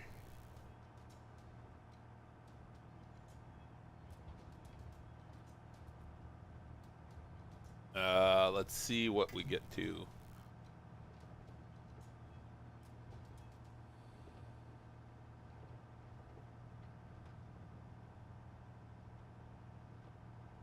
No, we're not going automatic. We're just going to pump her on. Because I know corn takes a lot of... No, this will be soybeans.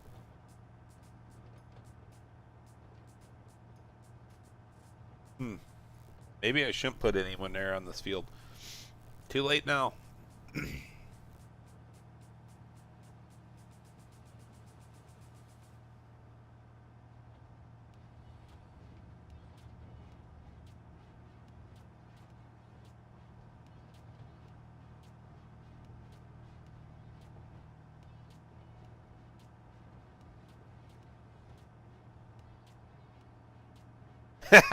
I like that one, Cody. Have a good one, man. Catch you later.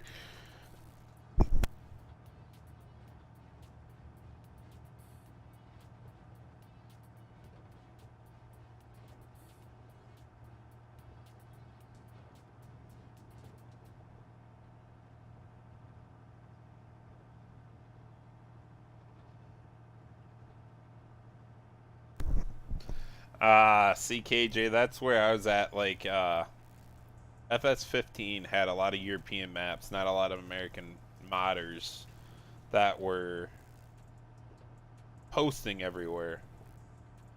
So my last European map I played was probably back in,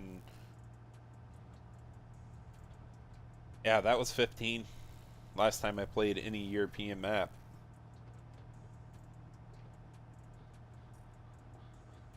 I can't touch them. I'll convert an American map before I touch a European one.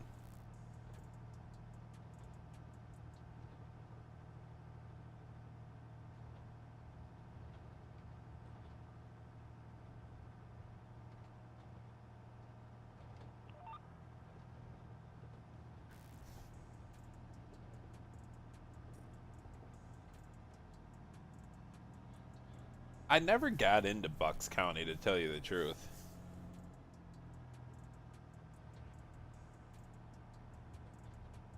Oh,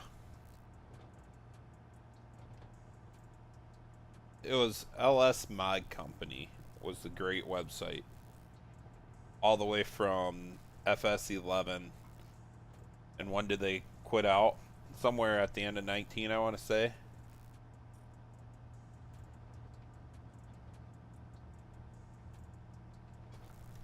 Speaking of which, any of you guys know CCS 101? He did a lot of great American maps back in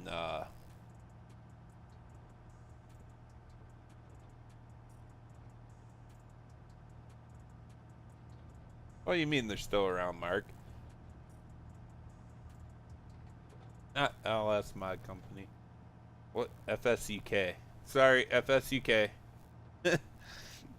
I think I said the wrong name.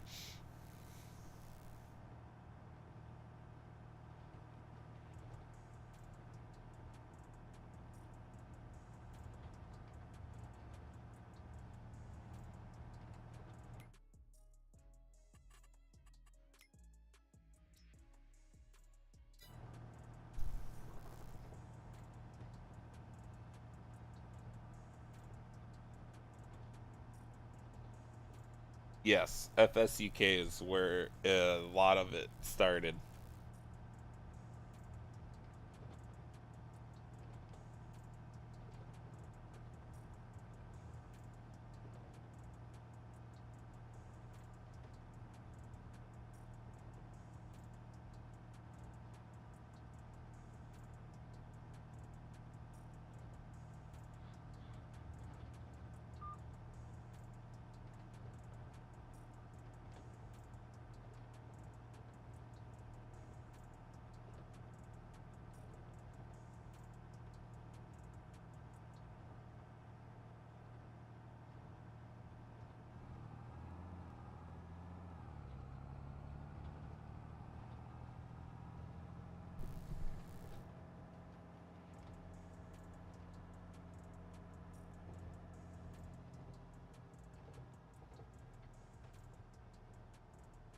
Oh yeah, KJ. Um, I had a nice separated folder for all my extras that I put into maps, and there's a baseline that I do to a map before I even play it, like start a save on it.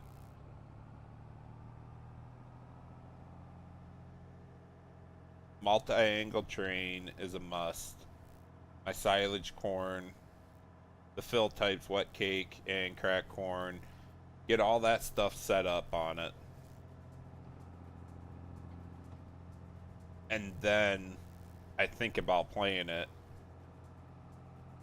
get the buy points in place, and then I don't touch it.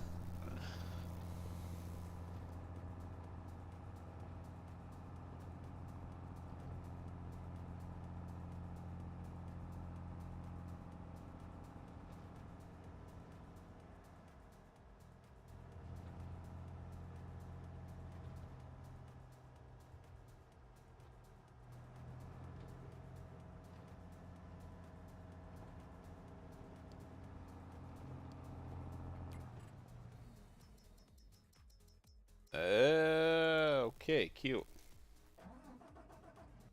Give me 1 second here, you ladies. I gotta check on something.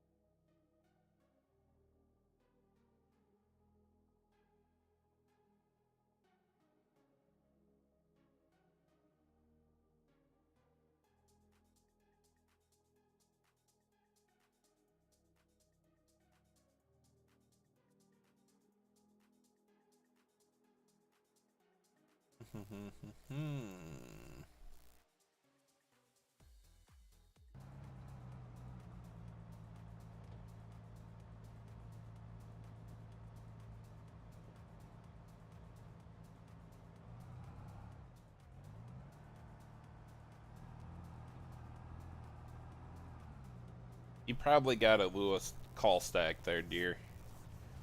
I almost guarantee that's what you got going on. Some script mod or something came up, freaking it out. Mod conflict. That's about the only thing I've ever ran into.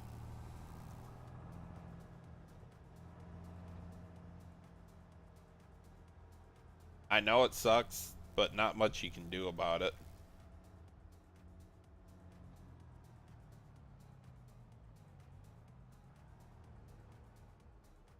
So you need to look at your log, first of all, and see what your log's saying.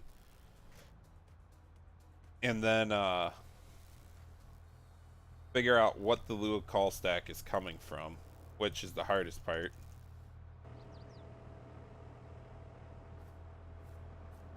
More than likely a mod conflict.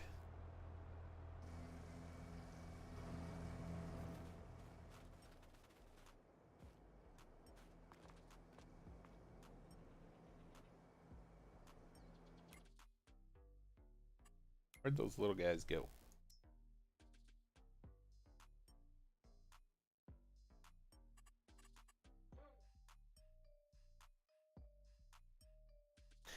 Get it, KJ? Uh, who has the good rye texture now? I just seen that somewhere.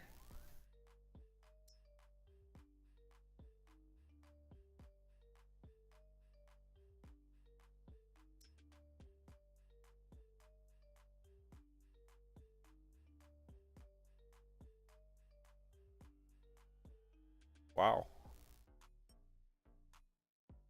These kind of convert slow. I don't know if you're still here, Mark, but I thought your silos converted to the grass over to silage a lot faster. I could be wrong. I think you're right, Mark. That rye texture is something that I gotta get in there. Just enough to keep them fed. I'm always on the edge of like not having enough silage. How old are these cows? Only 3 months. Okay.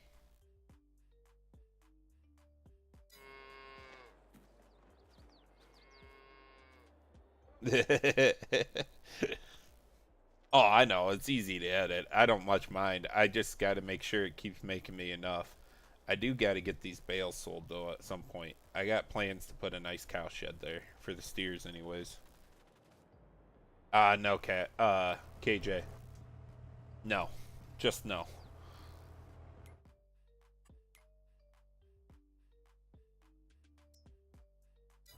I honestly can't get into that map.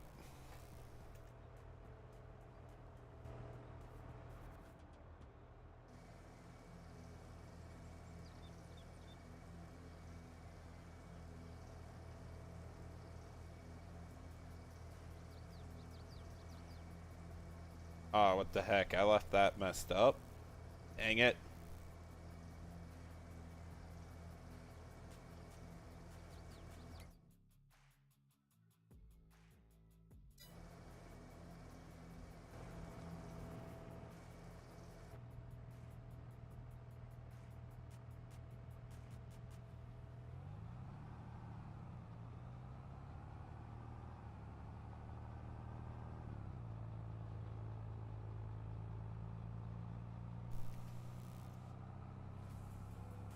I think I'm going to put the last bit of manure I got on that field I'm putting corn in. I just haven't decided if I'm doing actual corn or silage corn in the big field. I think I'm going to do... Well, that one's to oats too, but I planted it real late. So I could do the back half to silage corn.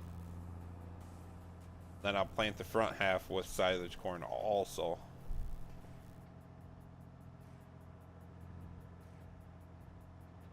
Because I got to do my alfalfa and grass fields for silage just to keep the silage going until I get some corn. Yeah. We'll do the big field, straight corn, and the other one did soybeans. So I got a good crop rotation going on there. Then my little fields will go to corn on corn.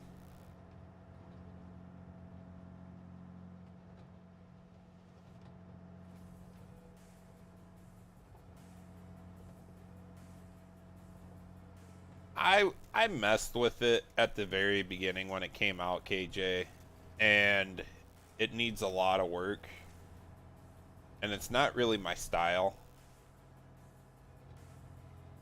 That's why I like No Creek so much. There isn't a town. There isn't a huge sell point. There's not a crap ton of roads. It is like your own little nook of the world where it is farming. And that's what I'm into right now, is straight farming.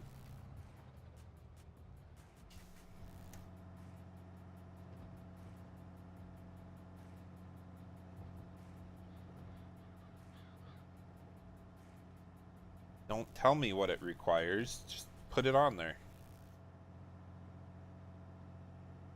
Because I know what it's going to take to get corn to grow on this one.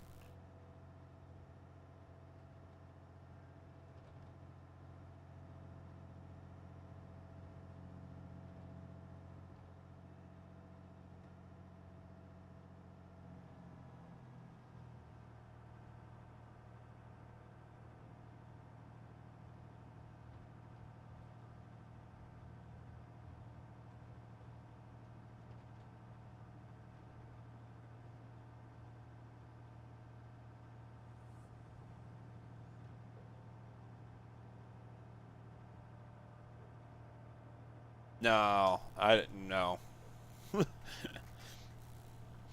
Just no with production. That's not my type of thing either.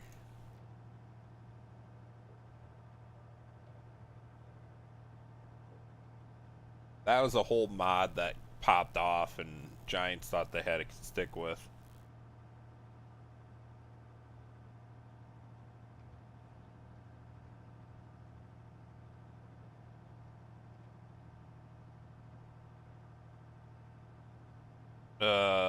Fresh maize is used for silage.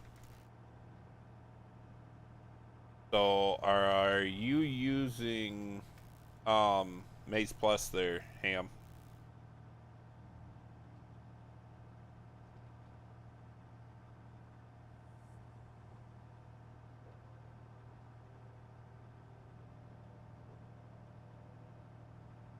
All right. So you're chopping corn and it's coming out as fresh maize and you need to put it into a silo made for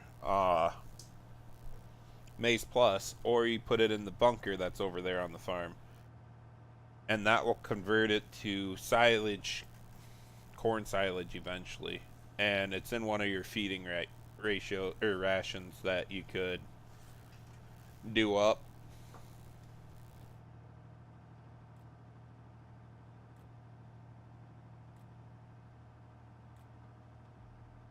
Right, KJ? And they call that a production, quote unquote.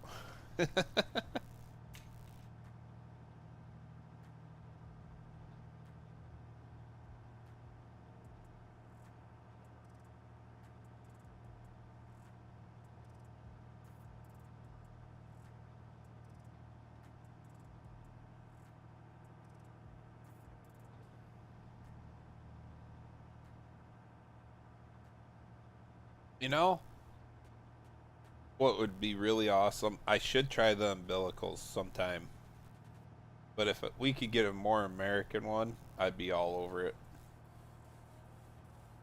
I want a big old knife with a long stinking hose to put right on the back. I might have to try that this weekend while I got time. I haven't even played with the pumps and hoses. I don't even think I have it installed anymore.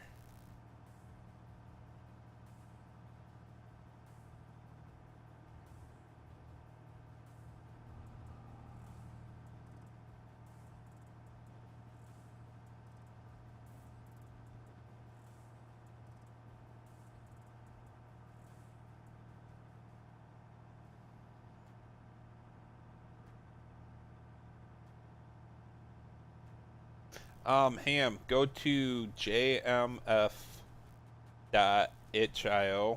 or just search it in itch or on Facebook.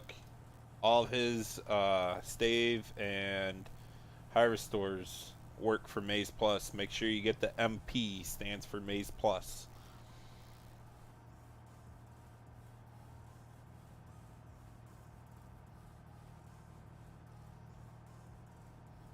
Make sure you grab the silage blower too. JCL's John Deere silage blower is pretty good. Works the best because the triggers are a bit bigger.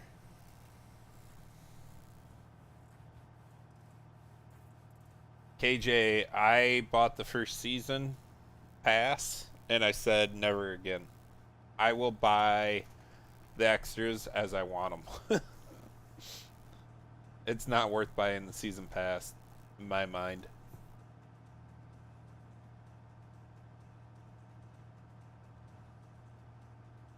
Beat you to it, Mark.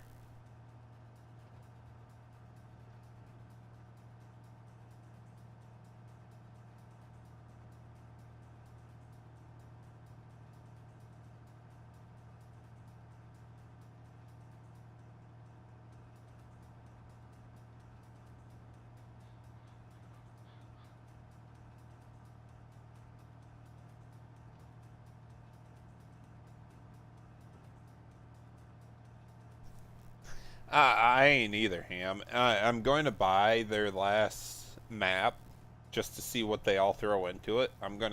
It's a must for me. Dissect that dang thing, and that's about it.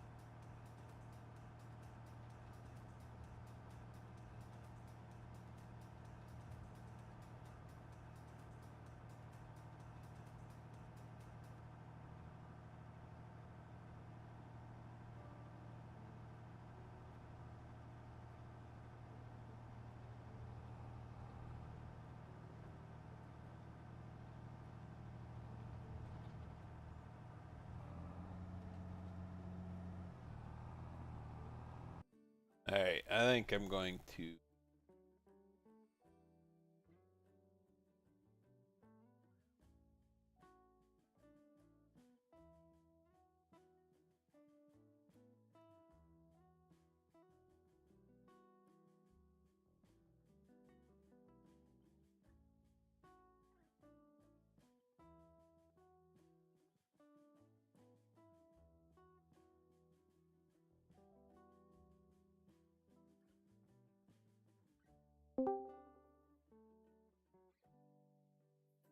All right, opened up that part of it.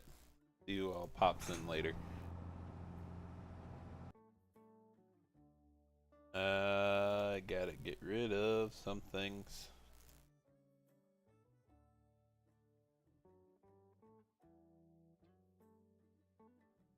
Yeah.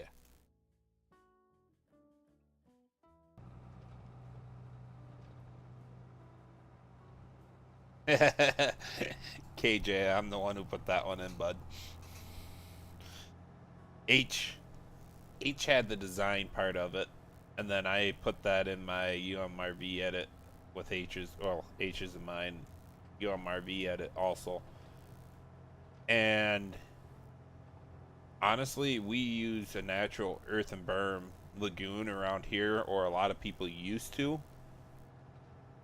They somewhat, as long as you line it, the DNR don't have an issue with it.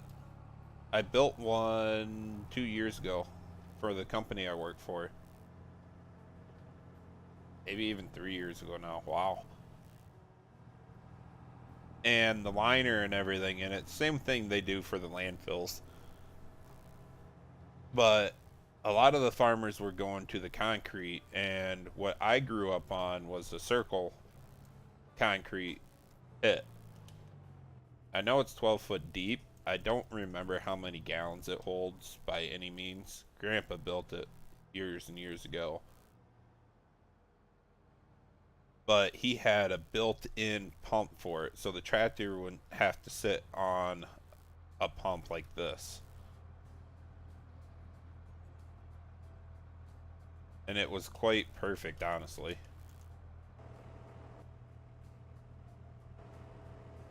I remember using it a little bit, not much. I was 6 years old when my dad got out of hogs and the market crashed.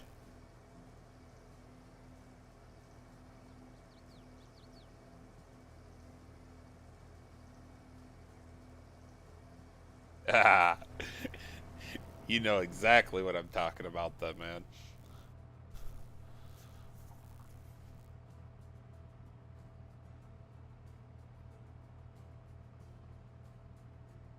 I don't necessarily agree with concrete tanks either. They can get leaks just like a pool does, but that pit at my parents' farm, it's been there forever and it's never leaked. It always seems like it has more water in it than you can ever get out of it. Granted, we just pump it for like water on grass and everything now, and the trees we got around it.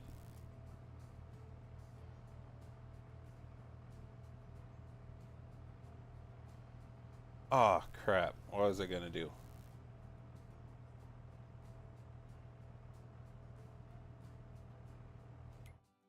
Did I ever get that backfield taken care of? I think that one was plowed. Those two need to be plowed, but we're not doing that this year.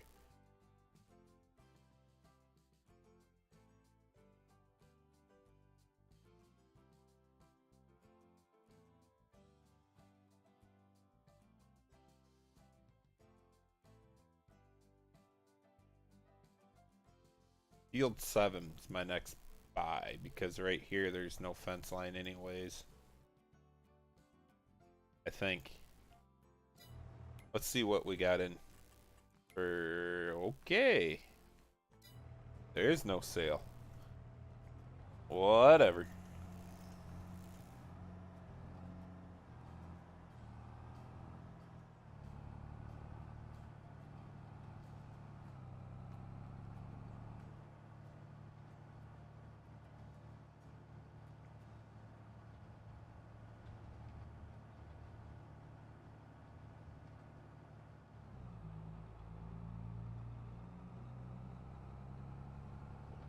I get it, Jesse.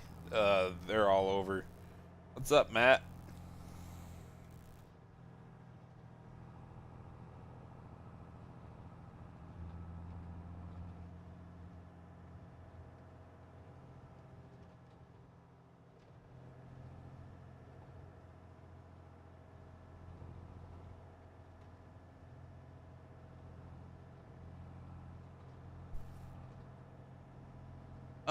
KJ,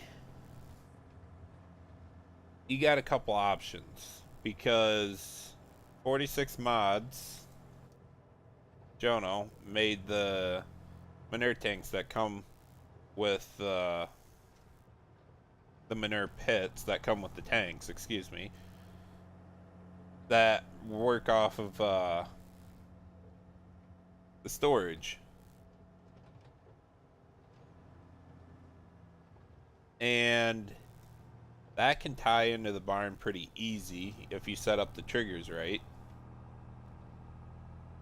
Now, if you wanted to do it through GE, that's where you run into the hardest part. The lagoon will be there, then you'll have to landscape around it and everything, but it never turns out right. Because you can't get the dirt to go up straight up. It can only go to a 1-to-1, which annoys the living crap out of me.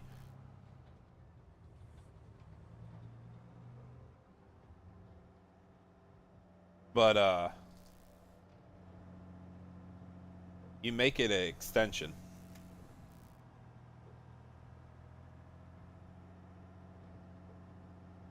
How did I do that?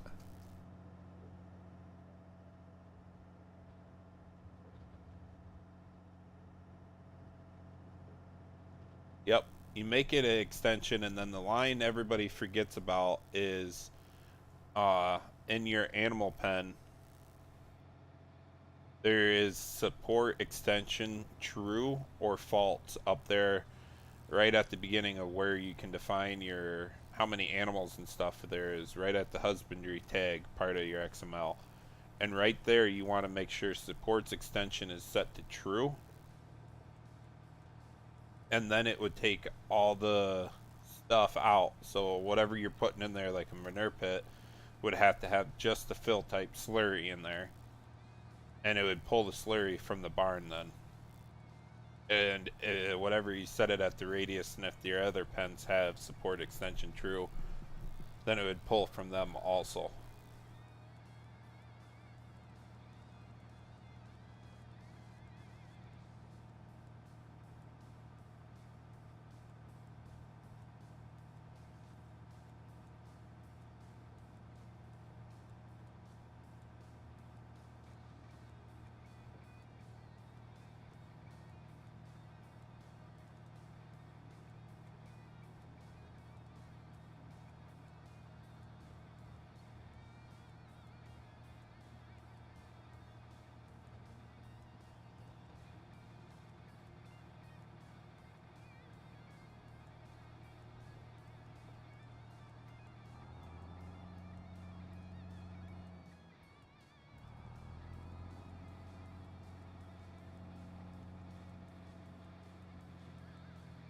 Just one other thing, KJ.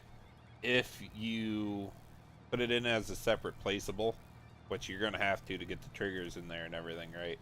Make sure you put it in your mod desk in the map, and you got to edit your save game with the coordinates in there for it to show up in your save game. But as far as editing the terrain in the save game, I highly suggest not to do that if you've landscaped at all in your save game, because it'll throw everything else off. You got to be careful when you're messing with save games. You can corrupt the whole thing.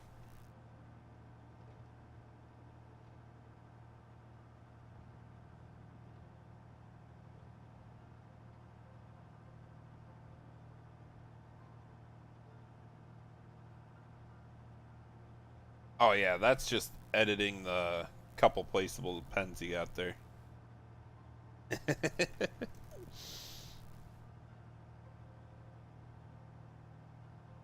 They will learn, Mark. They will learn.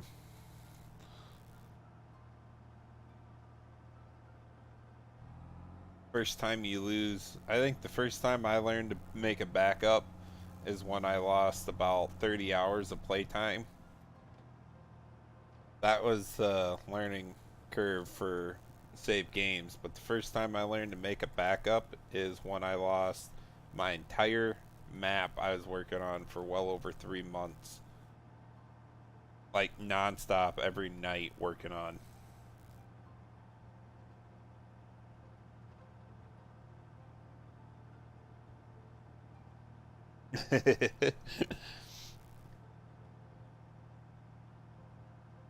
I you always forget to click the save button in GE, and you just washed away 2 hours worth of editing in there. Right, and thank God the game makes some backups to begin with, but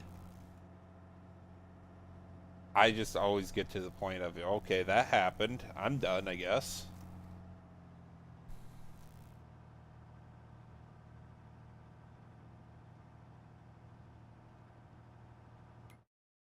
How much do I got left in this?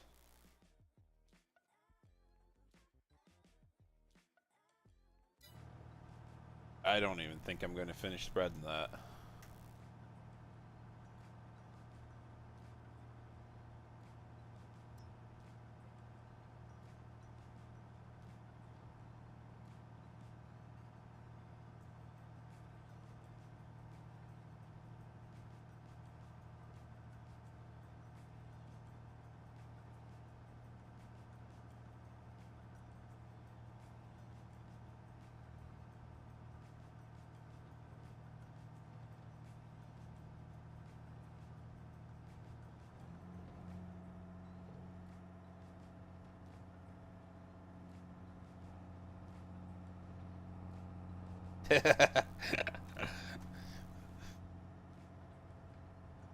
Quick to X out of things, and thank God it comes up with save, but that's when you go, what did I do and didn't save? Yes or no, yes or no, no. Oops, messed that up.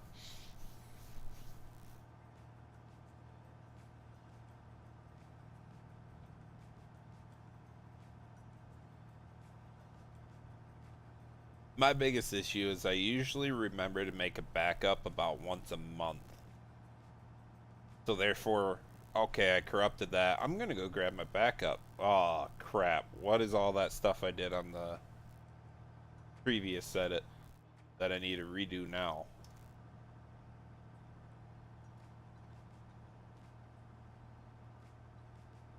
Yes.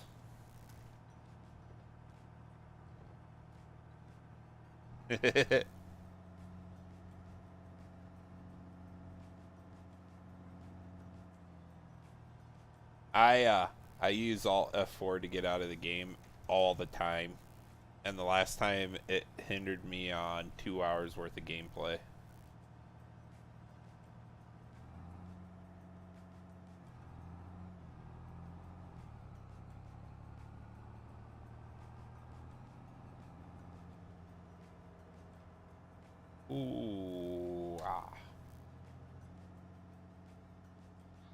This tractor's got like no brake force to it.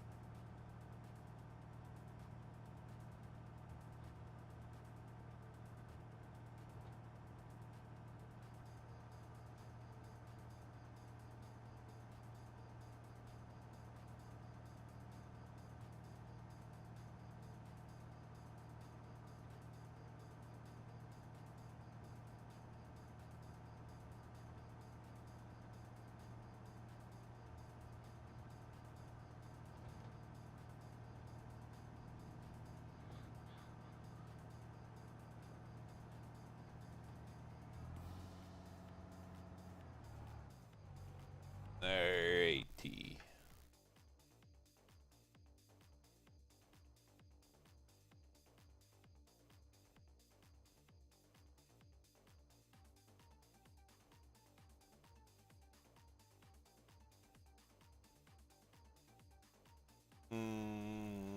Where do I all sit on all this?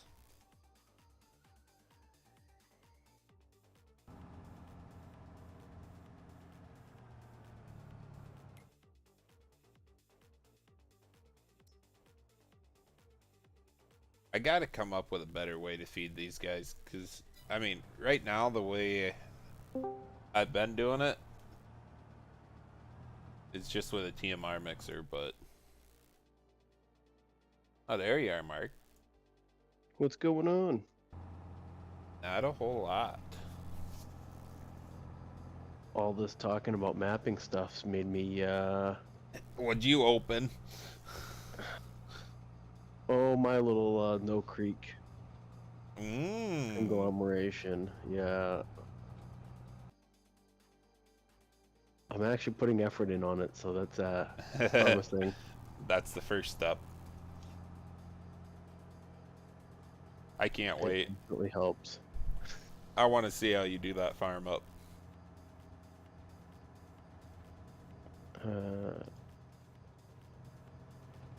I just sent Tyson a couple of screenshots because I got him all excited about it.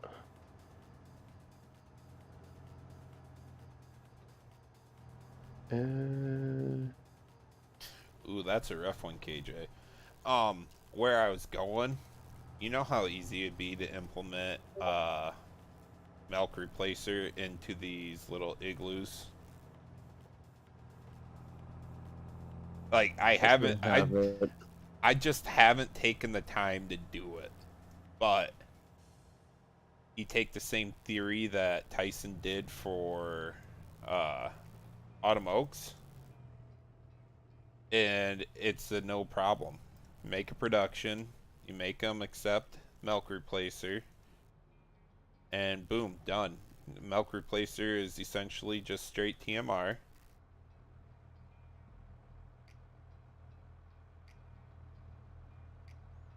I did it. It's already done. You did it for the igloos? So going and using the Maize Plus animal feed Yep. thing, I just went in there and just made milk a TMR essentially, and I've got bagged milk replacer that its fill type is milk. Yep. So I use that. You could take and set that up as a whole nother fill type, which would be easy enough to do. But I just have bags of it that you can take and bring it to the calf pen. It will work from there, or So you use the igloos too, don't you? Yeah, I have. Because that's where I was like, they need to be set up in a group of 10 is what I'd like to see them, but they need to be more optimized for sitting next to each other. You know what I mean? Right. Because on a lower NPC, it is going to freaking kill you.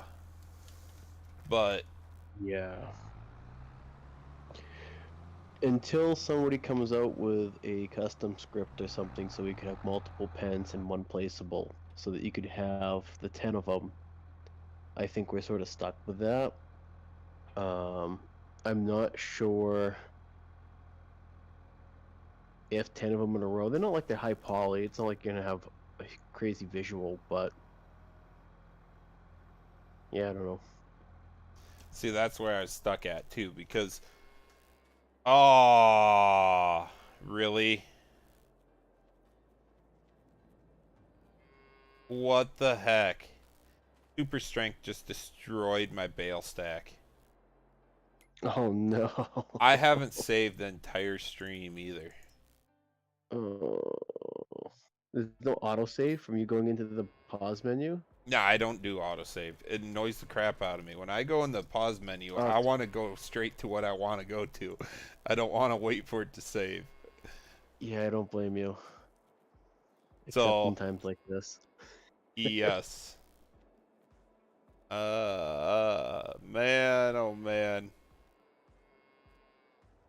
Super strength for the loss and super strength for the win. KJ, that doesn't count as a crash. I haven't crashed. Oh, I guess I did hit the Parker wagon.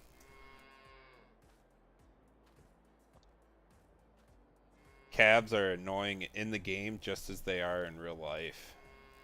Never shut up. Yup. Can confirm. Yeah. Hey, I don't remember if that was you saying that you had a John Deere chopper box, the older one that. No. Okay. Rooster messaged me the other day asking. I I don't was know if it's wondering. tied in with that question. It is. I just Ye- didn't know if I should have said his name or not for it, so I kind of refrained back. But you said it, not me. eh, we have a New Holland chopper box that is decrepit. she. There's actually there's no running gear underneath it because we stole the running gear for a hay wagon. We stopped using chopper boxes, and I don't remember what it was supposed to be sitting on, but most Oh. of the wood in it's rotted, and it's so like what's the modern ones called? Like a 714? I think they use a similar like numbering convention as the Deers do. Either way, it's either a single digit or double digit model number. It's that old. Nothing wrong with it. I think it may have rear unloaded, but I'm not sure. Really? We only used yeah, we only used chopper boxes for a few years when I was a kid until we got the high dump. Oh, yeah, that's right. You use a high dump now. Yeah. Although the conversation had yesterday was, man, I'd really kill to have a decent fucking chopper box around here. Yeah. Right now we're chopping in one of like just chopping grass in one of the fields, and the roadway in and out is terrible, so you can't get the dump truck up and in. And Oh. he's just chopping grass as he needs it for daily feeding, and so we were talking, well, what do you think you're gonna do? Blah blah blah. He wound up. We texted him today, and he's like, "Guess what? The manure spreader makes a great feeder wagon." Whatever works, man. Whatever gets the job done. So, fun fact: manure spreaders were actually the first early chopper boxes Really? because, yeah, the PTO driven ones, obviously not a ground drive, but Right. yeah, they just take and hook a manure spreader on the back of the chopper, with like put sides on it, but then it was auto unload. You could back that into a pit, Correct. and it would unload very nicely. And I, if you've ever messed around with a chopper box, the apron chain in the bottom of a chopper box isn't that much different than the apron chain on the back of a manure spreader. no, it's not. I very faintly remember our old. What did we have? My dad did a lot of liquid manure, but our finishing floors were not graded out for liquid manure. The three buildings we had, the nursery, the fairing house, and I guess the one you take them once they're out of the nursery, we had put them into the old tie stall barn that Grandpa converted over to a hog barn. Yep. Those three had liquid grates and ran down to the pit, but the finishing floors that we had were outdoor open floors. So obviously just whatever you got from the rain and turned it liquid was all that went in there. Otherwise we had I want to say we had an old white uh manure spreader, and that's the one I can remember because like you said the floors are not that much different, but god, that Right. I was 6 years old when he got rid of all that. The only thing we kept around was the liquid manure spreader for whatever reason. All the other hog equipment was thrown right on the auction right away. Yeah, Hey, that's the way it goes. thanks for stopping by, KJ. Have a good one, man. But yeah, I just trying to remember back on all that because I never even got into it when we had cows, which sucked. But kind of wish I would have been around for that. But that was back in the early 80s. Grandpa got rid of them. It happens. Still got the old steel milk bulk tanks though from back in the day. Hell yeah. All right. I think I fucked up on my weather. Oh, did you do an edit to the environment? I've had this edit, and I played through the first season in winter to see how it affects the second year.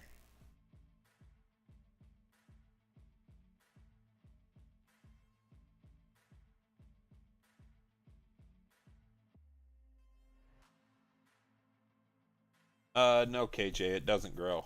That is just deco foliage. And I left it that way for that exact reason, because I don't want to have to mow my lawn around the farmhouse. I'm not that big of a roleplay guy.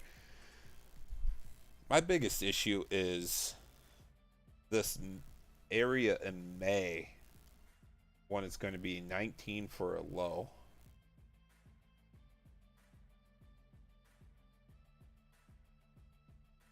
Matter, you never had a cold May? Oh, we did. It was this year. Quite a few guys had the corn in and they caught the very first rain and their corn was just starting to sprout. Like you could just barely row it. And we had a frost in end of April because that was shortly after I seeded that ball field too. I remember that. And I was like freaking out because I didn't know if this was going to kill my grass or not that I just seeded. And I'm like, I'm not liable for that. I'm not paying to reseed that. But anyways, I was just like, I'm trying to figure out how FS works with it because the first year, whenever I start a new save, that first year always seems the same. It doesn't snow until December, January. Oops. You know what my plan was? Hmm. Drop in all the stuff from Westby. Mine is actually taken from Westby. I figured as much. I don't So, mean that in a bad way. no, no. I've messed with. Here, might as well bring it up. Well, now that I'm talking about it. This one.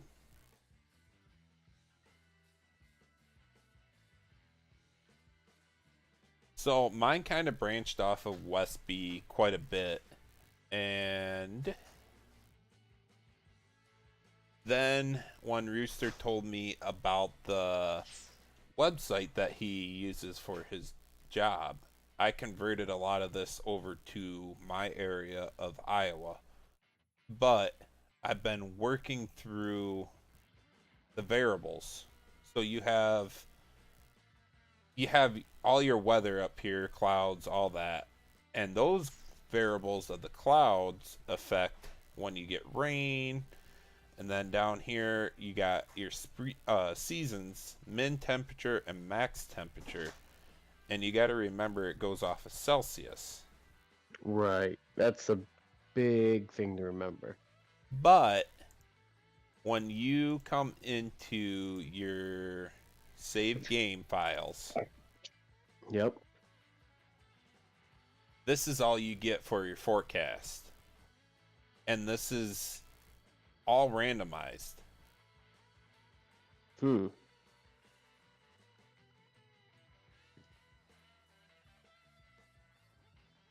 And I'm trying to figure out what they count as, like how they figure out the season part of it.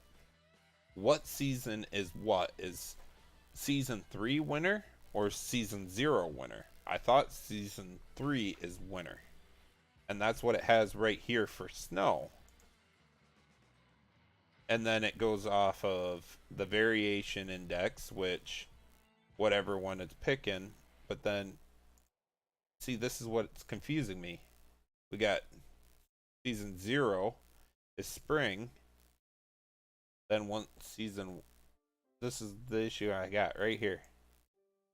Why did it go from season 0 to season 2, back to season 3 to 0, and then to 1?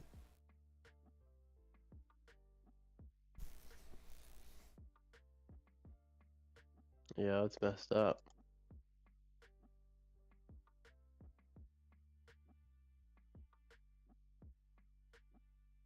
That doesn't seem to make any sense. And I don't know if I messed something up on my save or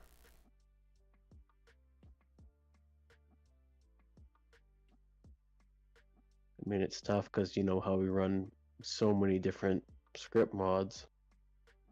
that's where I'm at. And I've honestly never made it past the first time. Well, all right, so you start in fall.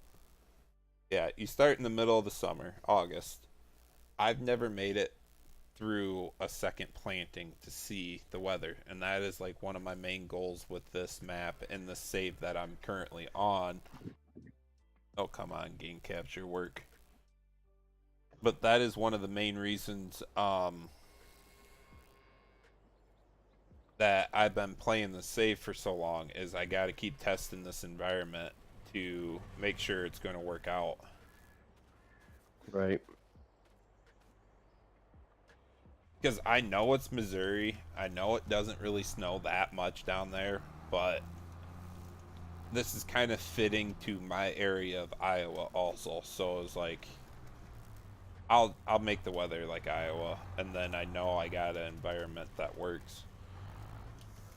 Well, see, and that's like one of the things I do miss about seasons for 19 is you could custom change what your seasons were going to be depending on what you want it to be. Yes. Because just my personal preference, I play cold weather style. Yep. And that's what's interesting to me. I know that map is Missouri, and it's like I don't really care. I No, I like I like the layout. I like a lot of things about the map. So, details like its real life location are just, e- exactly. That's where I was at. And I mean, there's southern Iowa. Literally, like this is just on the other side of Iowa Missouri border. And Yep. the snow hardly gets down to Des Moines, like middle of Iowa. You will Right. get heavy snowfalls and stuff down there, but it doesn't stick around near as long as it does for me, and I know you also. So that's kind of where I was like, all right, I'm just gonna have to make you guys deal with it because I'm setting it up for myself. But then again, you go through base game Elm Creek environment and you see what they put in there for their temperatures and everything. They wanted the snow effect without the harsh winter. Right. You know how hard that made testing like winter stuff for buildings? Yeah, It was that brutal because like you had like such a small window of opportunity you might get a snow and oh I want to check snow heaps on roofs and you know. that's it's honestly I was irritated more by the way the Giants did their stuff than anything because they got everything they want to pack in. They wanted to hit the Midwest. They couldn't find a hilly enough spot in the Midwest, which is a lie. I don't think they understood what the Midwest is, and there's a lot of spots in the Midwest that I don't even count, but it's more named the Corn Belt than anything now. Right. I just, in my opinion, you got to pick your spots, and I know your latitude has an effect on your weather, but more importantly, the variations of weather and min and max temperature. I've got just like real life, it is based on temperature for snow. So therefore, if it is going to be cold enough for it to snow, the rain will turn to snow. And that's where I'm thinking I'm getting the season change now that I think about that. Right. I just got to hmm,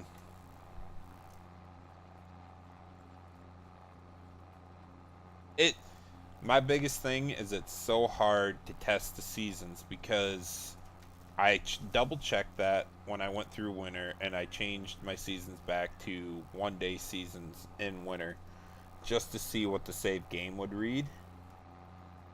And then Right. in March I turned it back to a 4 day season. Hmm. Because I mean, how if you fast forward through all the seasons, you really don't get a good test on it. And since they No, they're very finicky about that. yes, and since they vary every year, I mean, it's every time you play the game, it's not supposed to be the same thing on day 3 it rains or snows. It's not supposed to do Right. that. So it's really hard to test the environment side of it. And that's where I was stuck at. It's like, okay, I like this, starting to look good, and then all of a sudden came up for May in the forecast, and I'm like, snow? What? I do. I am kind of going down the lines of figuring some of these layers out too. I just got to figure out how I want to build them. So with who was it? Juku that put Yep. out the soybean textures. His straw texture will override all the other crops' straw textures. That I kind of sort of went down the line of figuring out how to add more straw textures per crop. or not per crop, but adding more straw textures to the map so that way you could distinguish per crop. That I also know that's how they add corn stalks to the plow texture and cultivator texture. It's just a layer that goes over it. So therefore, in theory, you should be able to have more stubble in your textures depending on what crop you are running. Follow the logic. So pretty much pull Meg Creek textures, but per crop. So you'd have corn stalks or corn stubble in your plow and cultivator texture, and then also soybean, so forth. But that was one of the. I'm gonna end up breaking the map trying to do it. It's in through the It i3D, happens. and yeah. Now I'm kind of stuck on, is it worth it? I just wish there's.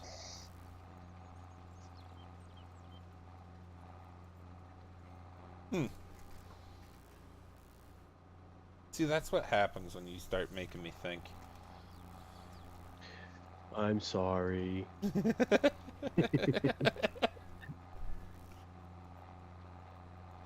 What the fuck? Oh.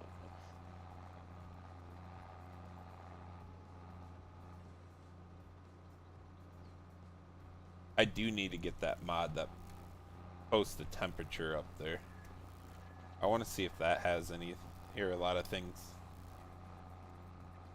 I haven't seen that one. It adds the temperature to your forecast up there in your top bar. I just can't remember what mod that was.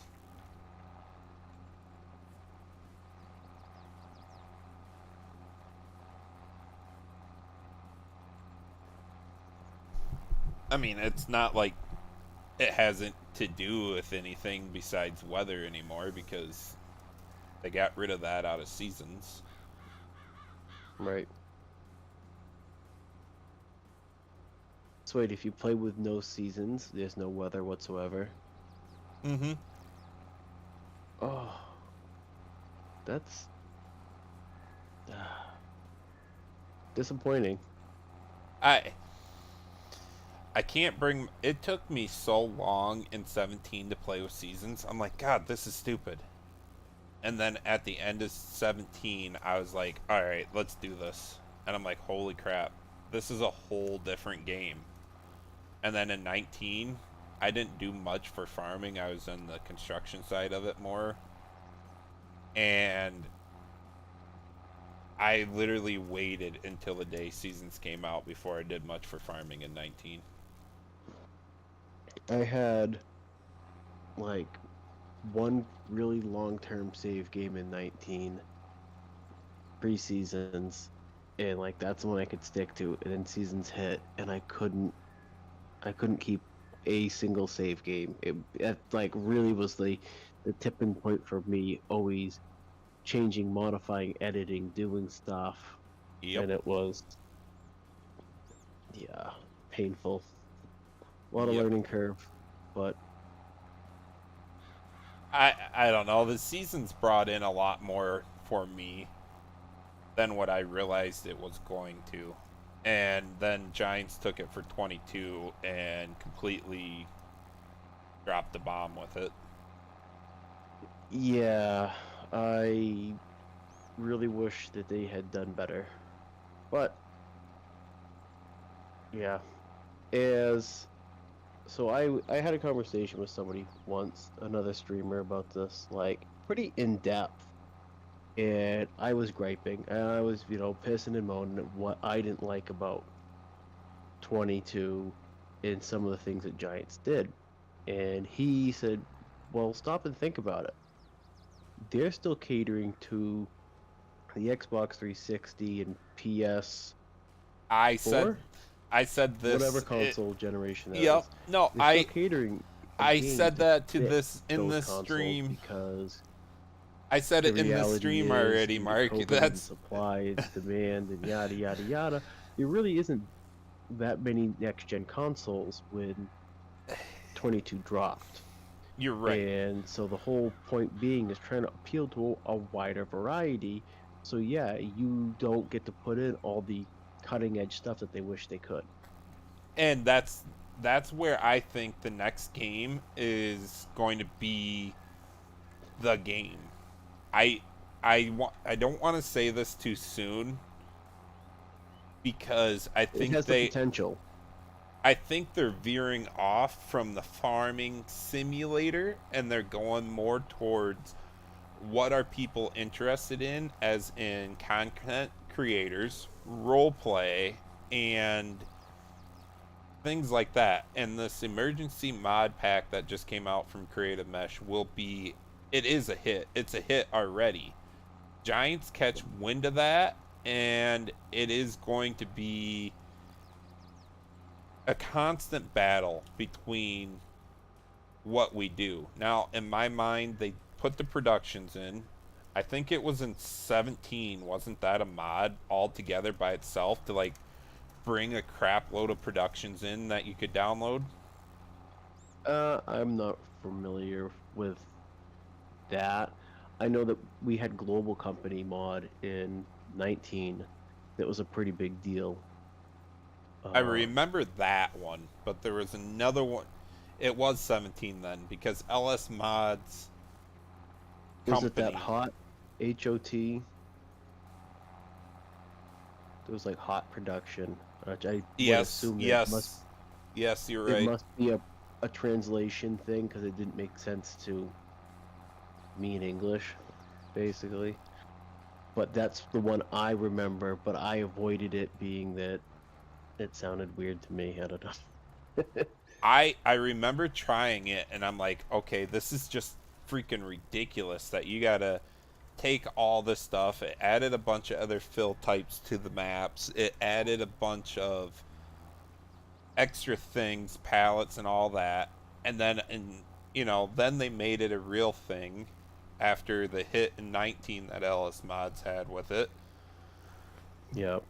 And in 22, now it's like, okay, I get it. It adds more to the game. And then now they got this emergency system, which I think they went the wrong route with to cater to the content creators. But how? Well, the production thing is twofold because it was, like you say, it could be over the top. It could be a lot. But you think about we were all running, oh, what the hell do they call that script? Object type, object mover script, whatever one we were doing to make Oh, the fermenting silos. yep, And it was my first thing when I saw them doing productions. I didn't care about factories and bakeries and grain mills and all of that crap. I was like, oh, perfect. This is a way for us to integrate in the fermenting silos. correct. And honestly, I've had this thought, and it's too late now to really do it because it would revamp everything for too many people and it would way too much confusion. You know how the grain bins all have this ability to hold only a single crop type. Yep, I would be doing fermenting silos that run off of that principle yep, with a silage blower that does the fill type conversion. Kind of like how I set up the ag bagger. yep. And it takes and gets rid of some of the overcomplicatedness of the silos and the productions because I do think that sometimes they can be a little bit on the clunky side, the interface. Oh yeah, I agree with you there. And I ran into that problem with my drying corn bin. I wanted it to only hold corn. Well, Yep. I shouldn't say that. I wanted it to only hold or only be able to dry corn. I know you dry other crops and everything, but this was my thought is that okay, so you have one single fill type that it's able to hold and you have an option to put every other crop in there, but then it hinders you. You couldn't add the propane or LP gas to even make the production work. And that was my biggest issue with it, and that's what stumped me for so long until I turned that off. Then boom, everything worked, and I'm like, okay, this is kind of ridiculous. There's gotta be a way that I could make it hold this one fill type no matter what, plus only hold a single crop type. But it's not true, because that's what I'd like to see, is that with Maze Plus it changes chaff to everything else, but base game, you chop something and it turns it to chaff, whether it's grass or not. Right. So therefore your fermenting silos could always hold chaff, but then convert chaff to whatever you want to convert to. Granted, it would be silage, but I'm Well, just, and see, that's where I would be doing it through the blower, would be the yep, actual converter. I get that part of And it. I figured out how to do that, obviously, with the bagger, so it will take all the individual types, even in Maize Plus, and go, oh, okay, fresh corn turns into, maize silage or whatever the hell they call it all. For the dryer, I mean, unless you did it as the auger, but that's still kind of, it doesn't defeat the purpose, but it doesn't give you the enhancement that you're looking for. That's what I think too. That's The kind way of to where, do it is we got to convince somebody to model a really nice batch dryer and have it oof, be like an implement. oof, that would be a good idea. Uh-huh. I've needled people about it a few times, but it's just finding the person that's actually interested in it, and I get that. I don't like doing shit that I'm not interested in, so I can throw ideas at people, and if it's something that they like, oh wow, like Jadon's pressure washer, that Yep. was like a joke. I, he was like, I don't know what to do. I'm kind of bored. I want to make something, but I'm not sure. But struggling with what was gonna grab his attention. And I'm like, did they ever do a pressure washer? And he's like, actually, they did. And he got all amped up about it and went and dug up a bunch of pictures. And boom, next we know, we Yep. have a international harvester pressure washer. I, mm, hmm, Hmm. I,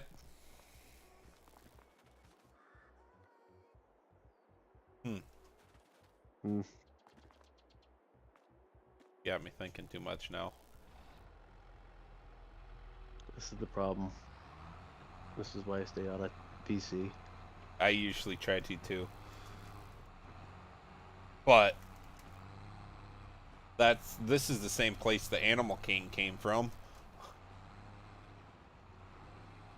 Oh, Jono, Jono and I were bouncing it off of each other, and then you walked in, and then wham, bam, thank you, ma'am. It was done. yep. Uh, there's a lot of good things that come out of it. It's just a matter of the theory behind it. Well, and I think that brainstorming, we've got a group of people that have a lot of different knowledge in a lot of different aspects. Oh So yeah, you might have an idea and you're like, well, I don't know how to accomplish this. Well, what about this? Well, what about that? And usually we can logic something out together. exactly. I'm just thinking about the script on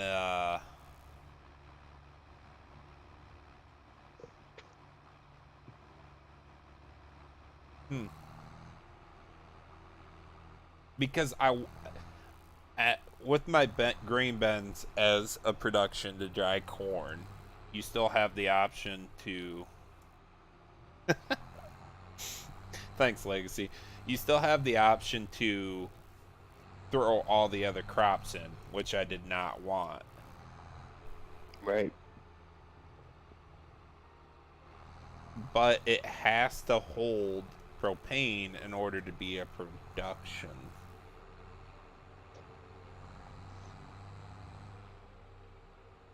There'll be a way. There, I should say there is a way.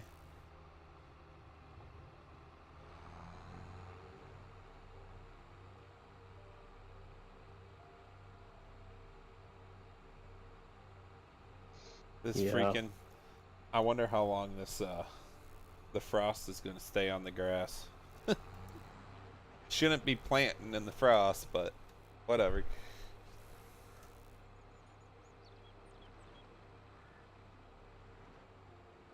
Ooh, maybe that is.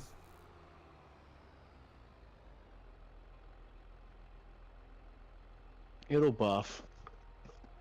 Oh, I was just looking at. Oh, hey, there's the sales. Anybody want a mother bin? No, I was thinking about the sprayer. Whose sprayer is that? Smebby's. What Yep. is his wheel width on that?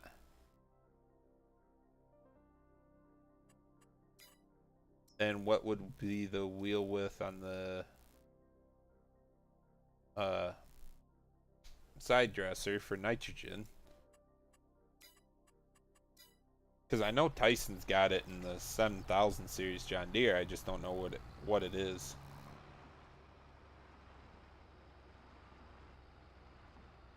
There you go. Thanks, Jesse. 120. I think I'm set on 90 right now for the tractor, but I could be wrong.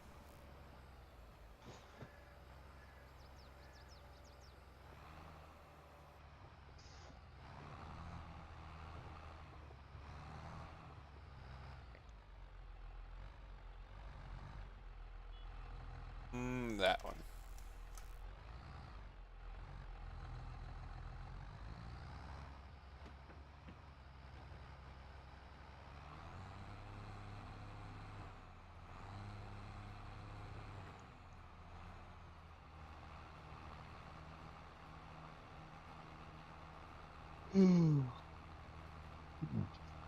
I hear you there.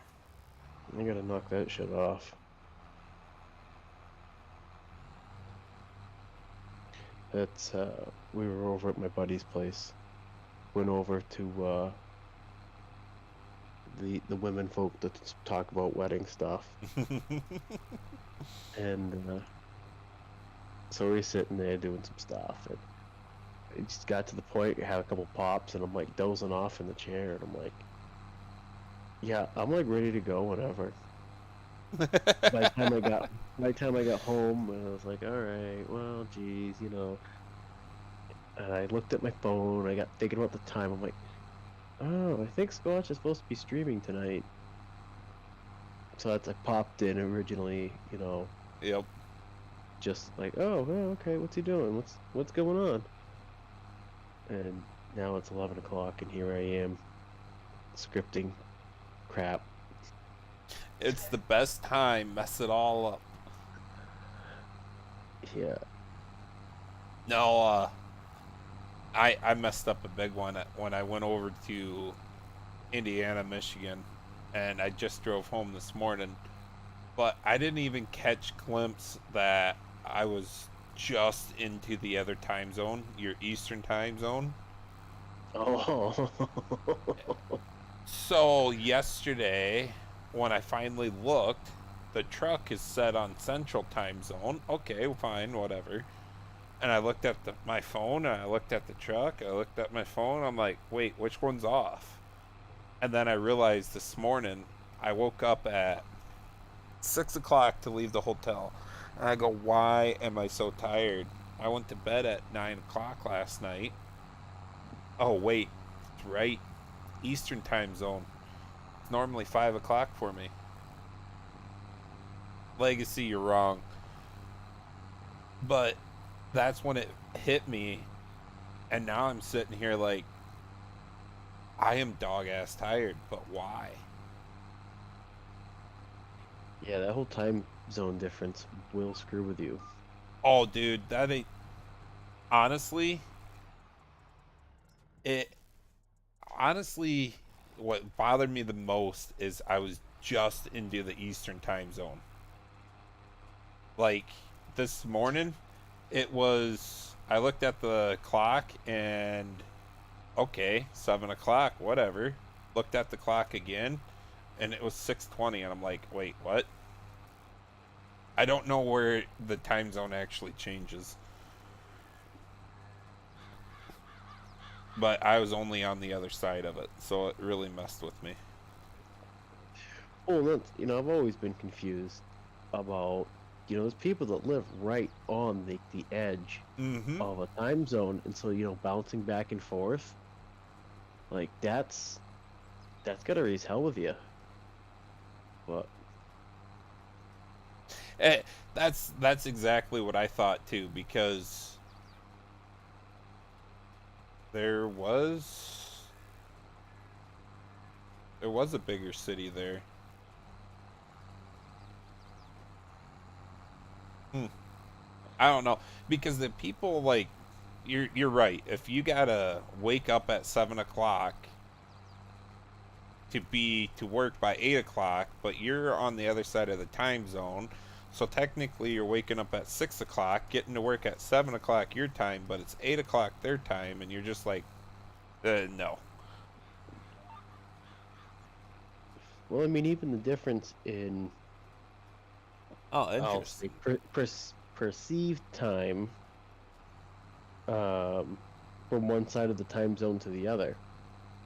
Because, I mean, obviously, the time zone is trying to make up for the fact that, yeah, by the time the very far east side of the time zone is fucking dark, Yep. the west side might not be as dark. Mm-hmm.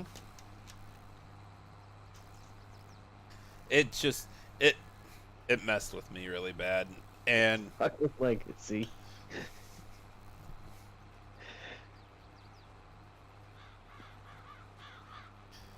yeah, thanks, Legacy. I appreciate you too.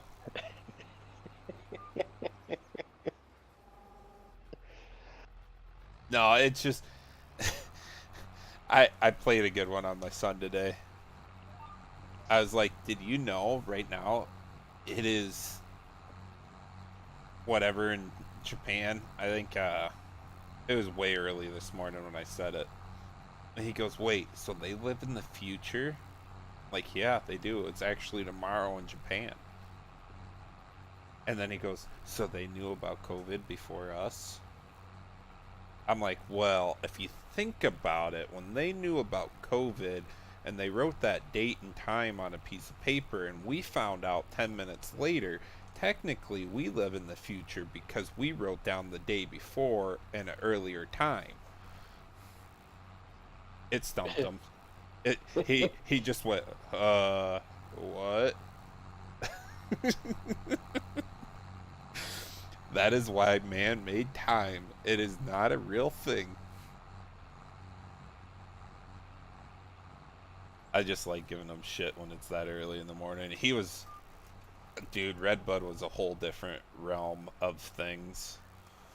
it And looked it.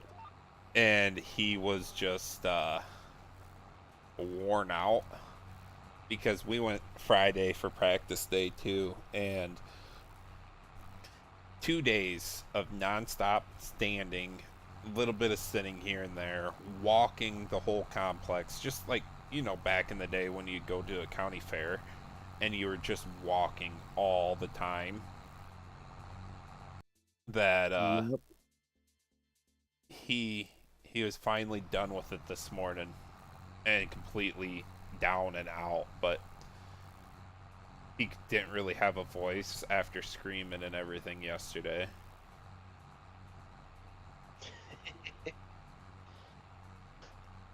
Yeah, Thanks, Benny. that'll take its toll. It was his first experience doing something like that. He's never even been to like a big concert or anything. Yep. It was. I wish I would have camped out there though. That would have been a riot and a half. The hotel was worth it for the first year going, but next time I go, I'll be camping with all the others. Oh, I'm sure that the camping is Yeah, primo. yeah. You get what I'm saying. That's we've got the mud runs that are probably 15 minutes from the house, Oh, and there was a time, years ago where it was every weekend, really? and now they do like major holiday weekends. Basically, they did like a Memorial Day. They're doing one next weekend. Like it's Friday, Saturday, Sunday event, and the whole big lure is that you go in and you roll up and you camp for the weekend, Yep. and it's half about the event and it's half about the camping experience there. Yep. Yep. Because it is an all night party. I think practice night we got out of there about 9 o'clock, and we had to walk directly through half the campers. All of them had big stereo speakers set up. This one campsite had a huge tent uh, set up. It's one of them screened in tents, but portable. Yeah, yeah. I They know what you're had referring to. they had a full size table in there playing beer pong, and right across the road from them, literally the next campsite over, had another different type of music blaring.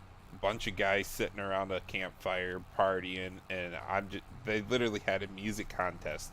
I'm like, how are you supposed to get any sleep here? You're not going to. And then You right don't away, go for the sleep. nope. And then by 8 o'clock in the morning, this morning or yesterday in the morning, was the pro practice that you had dirt bikes flying around the track right away.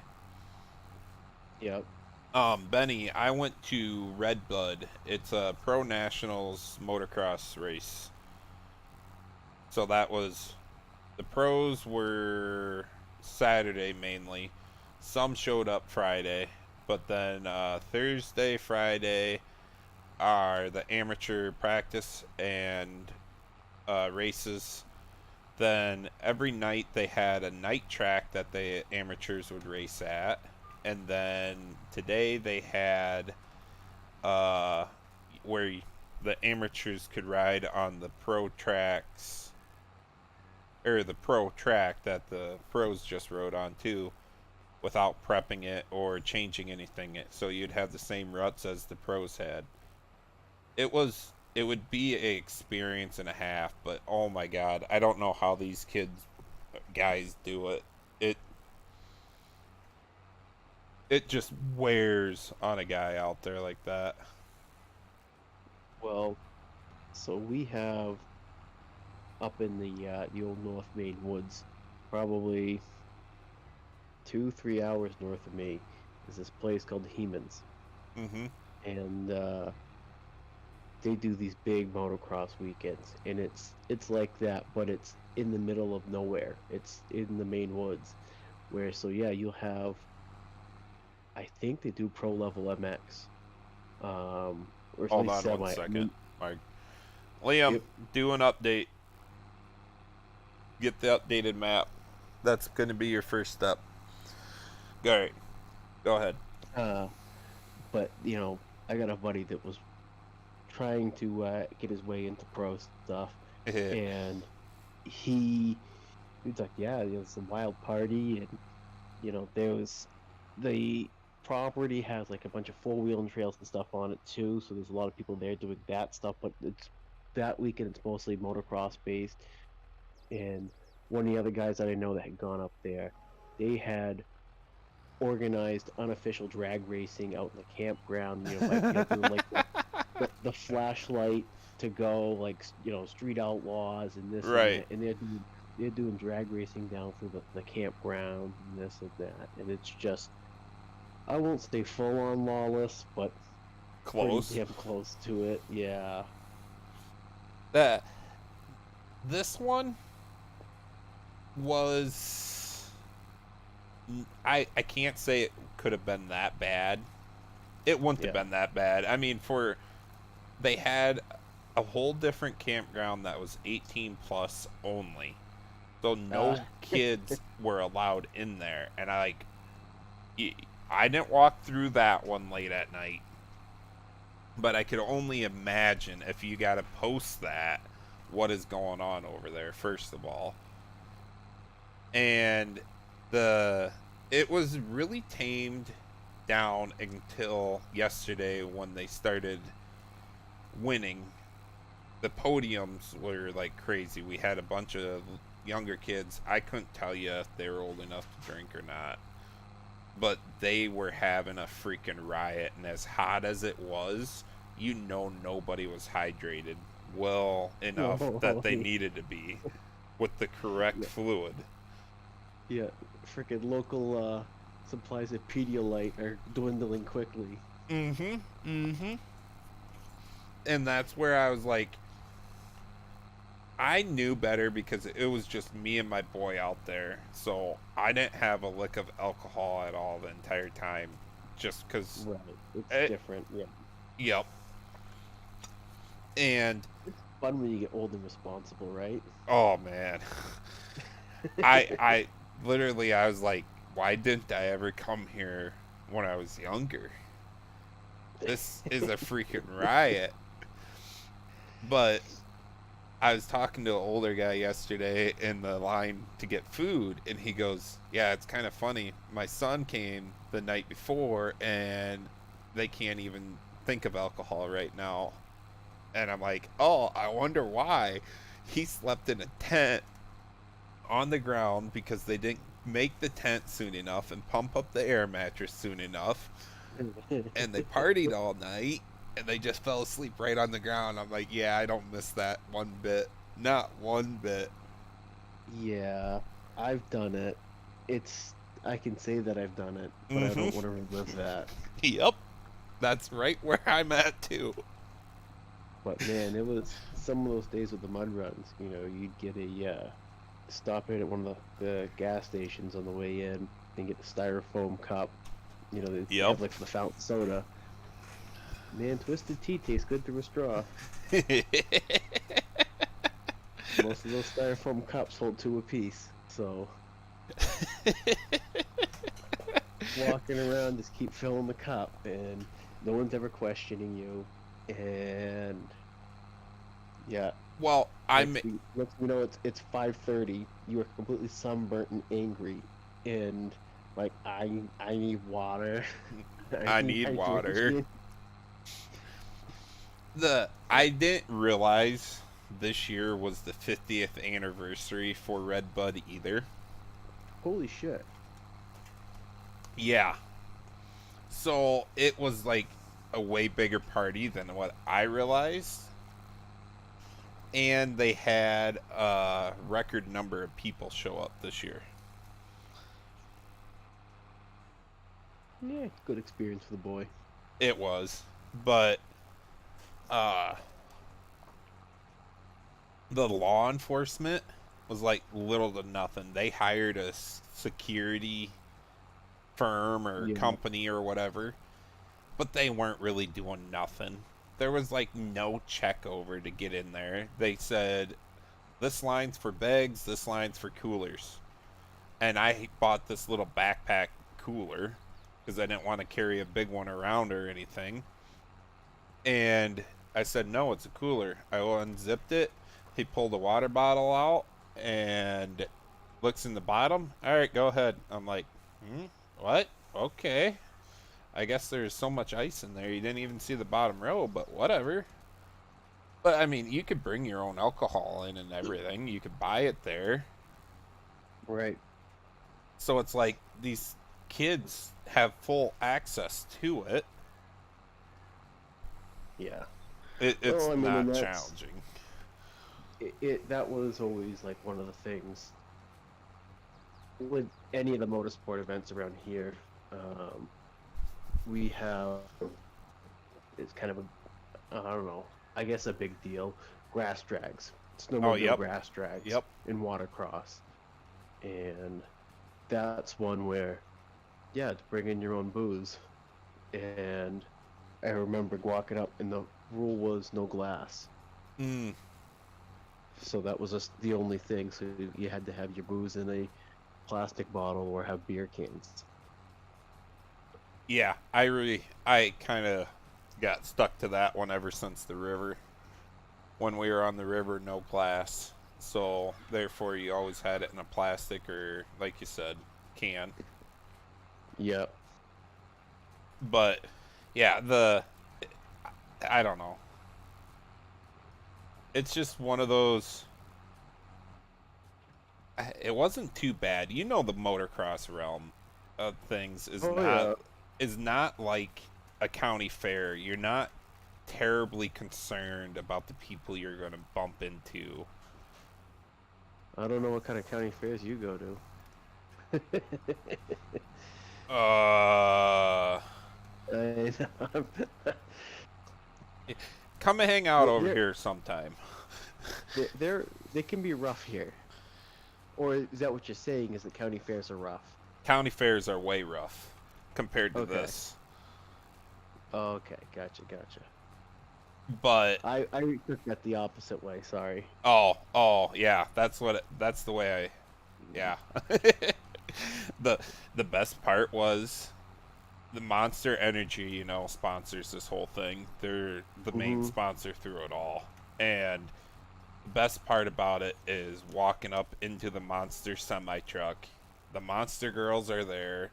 Eli Tomac his bike is up there on display. They're getting ready to do their little PR thing, have everything opened, and I see people going up there. There's like a little bar. I'm like, all right, I'll grab this. I go, hey, can I get this monster? Dude goes, yeah, here you go. I'm like, and I got to looking. Nobody else is throwing out cash. All right, cool. He goes, no, it's free, man. Don't worry about it. All day long, they were just handing out free monsters.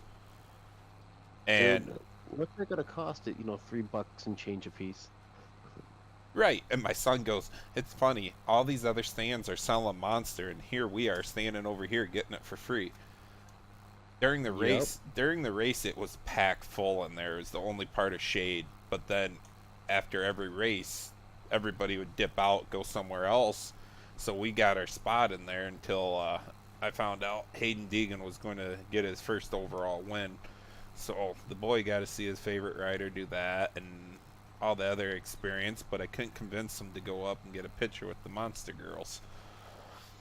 Yeah, he's still shy. He was really shy. It But happens. the crowd, the atmosphere there is a little easier to go through, Yeah, I get what you're saying. and that's kind of the easy part, nice part about it when you take a 14-year-old to something like that. Yeah. That's never been out of the Midwest to experience something crazy.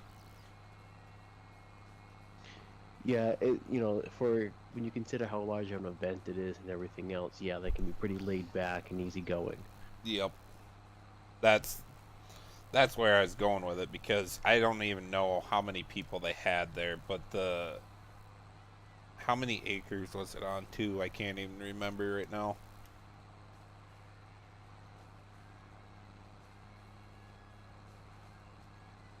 Regardless, it seemed like I think it wasn't posted by you, it was just something else that through scrolling on Facebook, I had seen something about it. As you talked about it, I had no idea what the hell it was.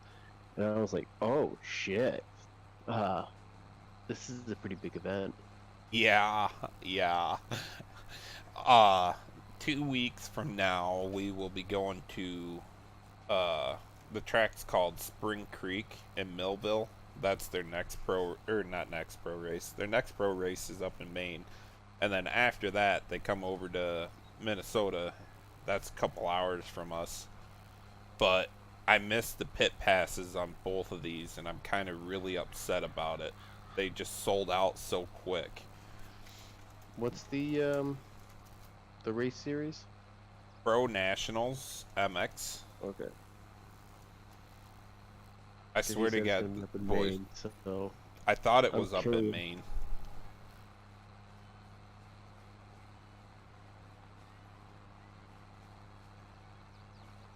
Motocross schedule.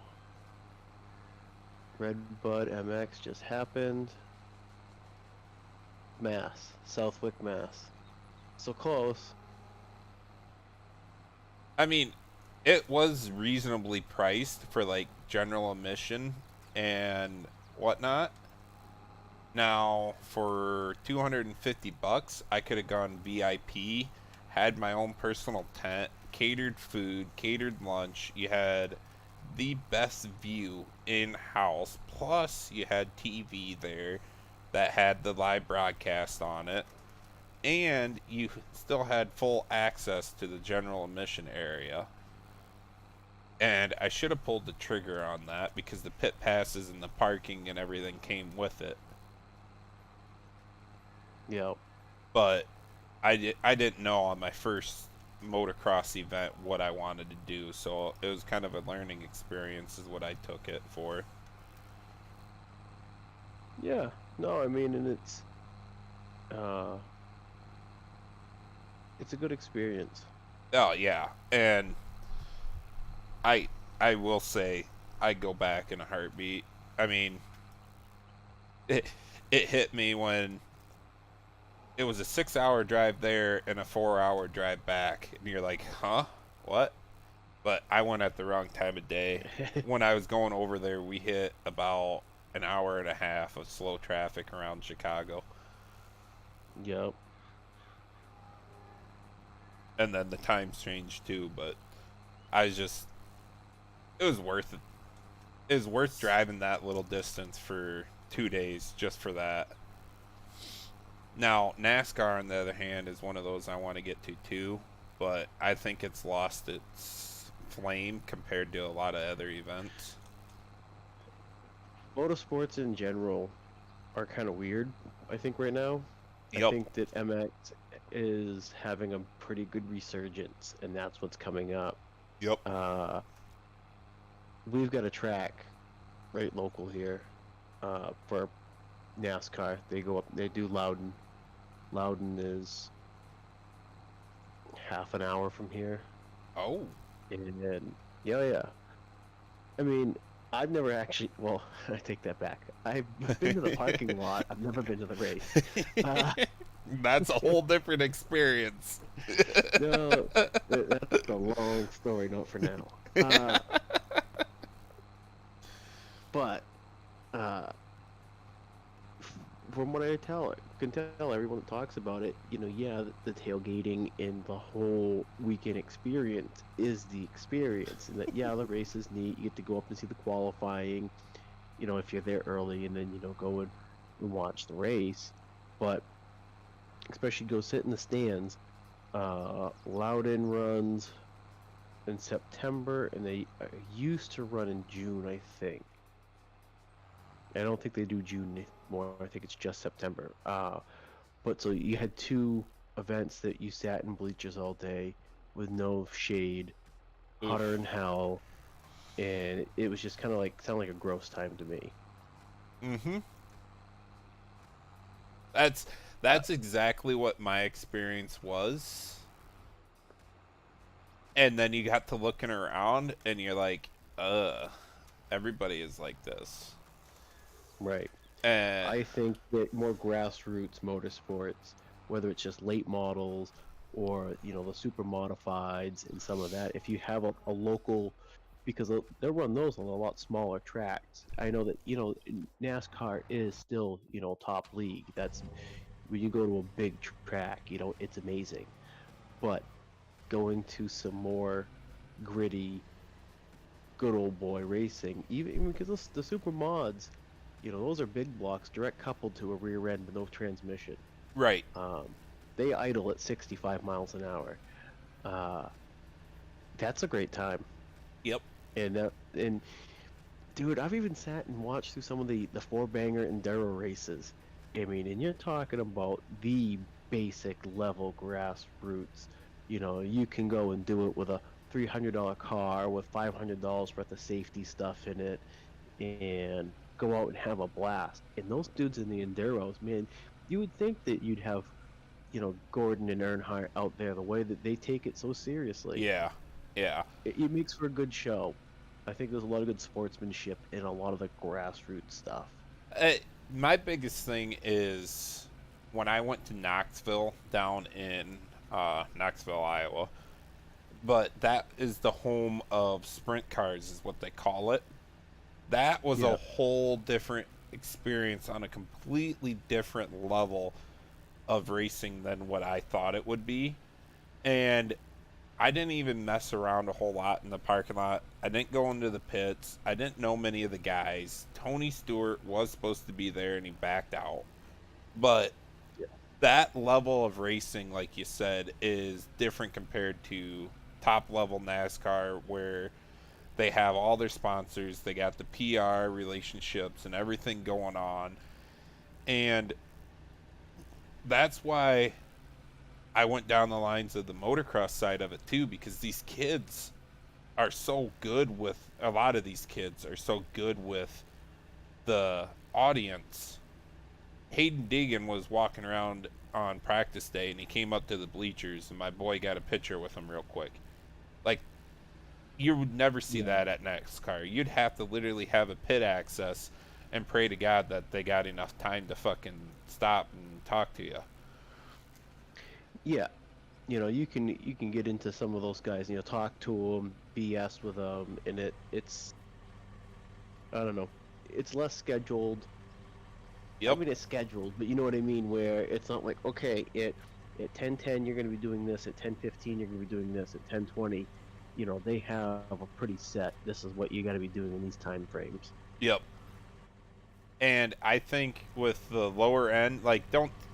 I know we are at the pro track, the pro nationals, and everything like that, but outside of the one race these tracks hold, they have events almost every weekend for amateurs. So, Oh like, hell yeah. they're used to accommodating these people, and a lot of these people are regulars to these tracks. So it's you get to know a lot of other people with it also, and that is kind of what we're getting into anyways. And it's the same thing as you go back to your old grass dirt roots of racing rather than so much of nonstop famous people. Yep. And you want to go over and bullshit with someone about the car, about the setup, about this, about that. There's people who are willing to do it and they have the knowledge because, well, yeah, you might have, you know, different crew members to it. It's not just a single guy doing it, but your driver probably also has some amount of knowledge about the car and probably turns wrenches on it too. Yes. Um, no offense to, the top tier NASCAR guys, but I can't imagine that many of them have the time or the ability to be able to go in and put any real time in wrenching on the car with them. No. They know the car. They obviously have to know the car pretty well inside and out, but it's different. It's not the classic style of racing. Like, I When you wouldn't see even. the pictures of Earnhardt Sr. out in the frickin' in the pits working on the car, there's Exactly. pictures of all that stuff. That's like a whole different level. That's what I was getting at. A lot of them don't even know. They know, but they don't turn their wrenches like you said. So that's we got a lot of dirt tracks up around me here where we're at, and it is literally family and friends build a car together and they go race every weekend. Yeah, it's a small circuit around this area, but those guys are the guys that are every night after work working on this car. They destroyed their car. That is 60 hours that they just spent that week fixing it. Everybody in the pit helps each other out, and yeah, there is some rivals, but nothing that nobody can't get over unless you're really butthurt about something. Because everybody that I'll admit it, either you come from a rich family or you got a second mortgage out in your home trying to do this race car thing. Oh, absolutely. And that's the whole I reason mean, I never got into the race car because it is it. What do we got up here? We got Demolition Derby, which gets freaking crazy. Some of the guys I know are going down to St. it's Louis for the big ones. yep. The guy I know good old friend of mine. He said some of the guys got 10 grand just in the car to win. Mm-hmm. It's the those experiences that are the ones you can't come by very often. Well, I mean, that's um, my boss and his son. They got into mini sprints again. My Ooh, boss had raced mini sprints when he was a young man, and kind of bailed out of it when his kid got to be 5 or 6. He'd worked his way up into a super mod and got into a really bad wreck, and just mm-hmm. kind of said, "I'm done with racing." Had to walk away. But so his kid's now 24, and his kid came across a really right priced mini sprint, which those run 4 banger bike engines. Yep. Uh, and so he got it and messed around with it, and they both got the bug really bad. And they went whole hog in for like 2 years. And they were doing it on more of a budget where it was a lot of pieced together, trial and error. They weren't running the best equipment, but Yep. it was going out and having fun. Yeah. Uh, but then I stopped in my buddy's place up the road here. They set up his grandson. His grandson's probably, well, if my boy's 8, I guess 5 or 6. Oh boy. Go-karts. And it's like an actual like full cage go-kart they have to run a spec Briggs and Stratton engine on it, all of that. But I'll be damned, those boys they work on it every night of the week. Where to get the weight put in it. They found out, well, the chassis, it's a bolt together chassis. You don't want it tight. You want it a little bit loose. And I Really? was like, what? And he goes, yeah. So what it does is because it has no suspension to it, the racking and twisting of the chassis is what helps keep it planted better. And I'm like, okay. It Um, makes sense, I guess, now that you say it like that. yeah, and talking about coaching the 6-year-old on everything, and he's fallen into it. He's getting really good at it. It's like, holy shit, that's wild. I can't imagine what they have into this go-kart. Oh god, it would be Because insane. and the concept was the motor. The motor is the same motor they run in a bunch of different classes. Mm, So as the kid grows, you can keep your motor. yep. And it's safety wired shut, so that it's like, the whole thing is that the internals are what the internals are, and you can't modify that, Yes. which is That kind of cool. that's where it levels out the playing field. There was a mechanic that we used to go to a lot, and now he has his own shop, but he was always into the go-kart racing, and we had tracks around here for it. Got his son into it heavily, and his son was really, really freaking good. But he's told his son that he's not allowed to move up into the adult class for the simple fact that there were so many deaths in that adult class that he didn't want his son even risking it. Because I mean, Yeah, let's be real. A go kart, what kind of protection do you really have on a go kart that much? there really isn't much for safety on them. No. So that's where that one ended. But this guy also was into truck pulling heavy gasoline engines, very heavy truck puller. Yep. So he got his son and daughter into that, and now his son has a tractor that he pulls with rather than a truck, and Yep. they done it all, man. This guy actually builds the chassis for many truck pullers rather than he doesn't do the motor work. He The hires chassis somebody work, there's a else. lot in the chassis. Then that was like the whole thing with that go-kart thing, is where the motors are all equal. The great equalizer becomes in the chassis. Yep. And where do you put weight in them? Because that's what I was looking at. They had a bunch of weight added. He goes, yep. And so the guy that's doing it, they've run late models. They've run a lot of different cars over the years. And so they go to the track, and he finds it funny that the people he used to race with their kids and grandkids out there doing this, and so It um, comes full circle for them all. yeah, but being able to walk over and hey, oh, you're getting into this now. Yeah, I know this is my grandkid, and blah blah blah, and look at the car and go, dude, you're doing this wrong. Yep. Forget what you know about how we set up our cars, because how you do this is different. Here's what you need to know. Here's why, and that was like the thing about the cage being bolted together but being somewhat loose. And no, you want the weight a little bit higher so that the cart will pitch into the corners differently, and yada yada.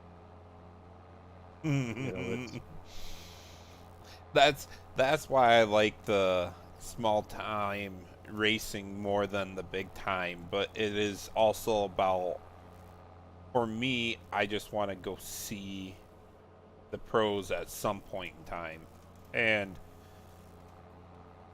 I guess with the motocross, I don't know if you remember, like when Brian Deegan, Metal Militia, and Travis mm-hmm. Pastrana started their freestyle careers. Oh yeah. But that's what I remember growing up, always turning on X Games to watch these guys. And that's where this one sparked from, because Brian Deegan was actually there with his entire family and everything. Got to see all of them, and it was like, yeah, here it is. This is the cool stuff I wish I could have done as a kid and been involved with, but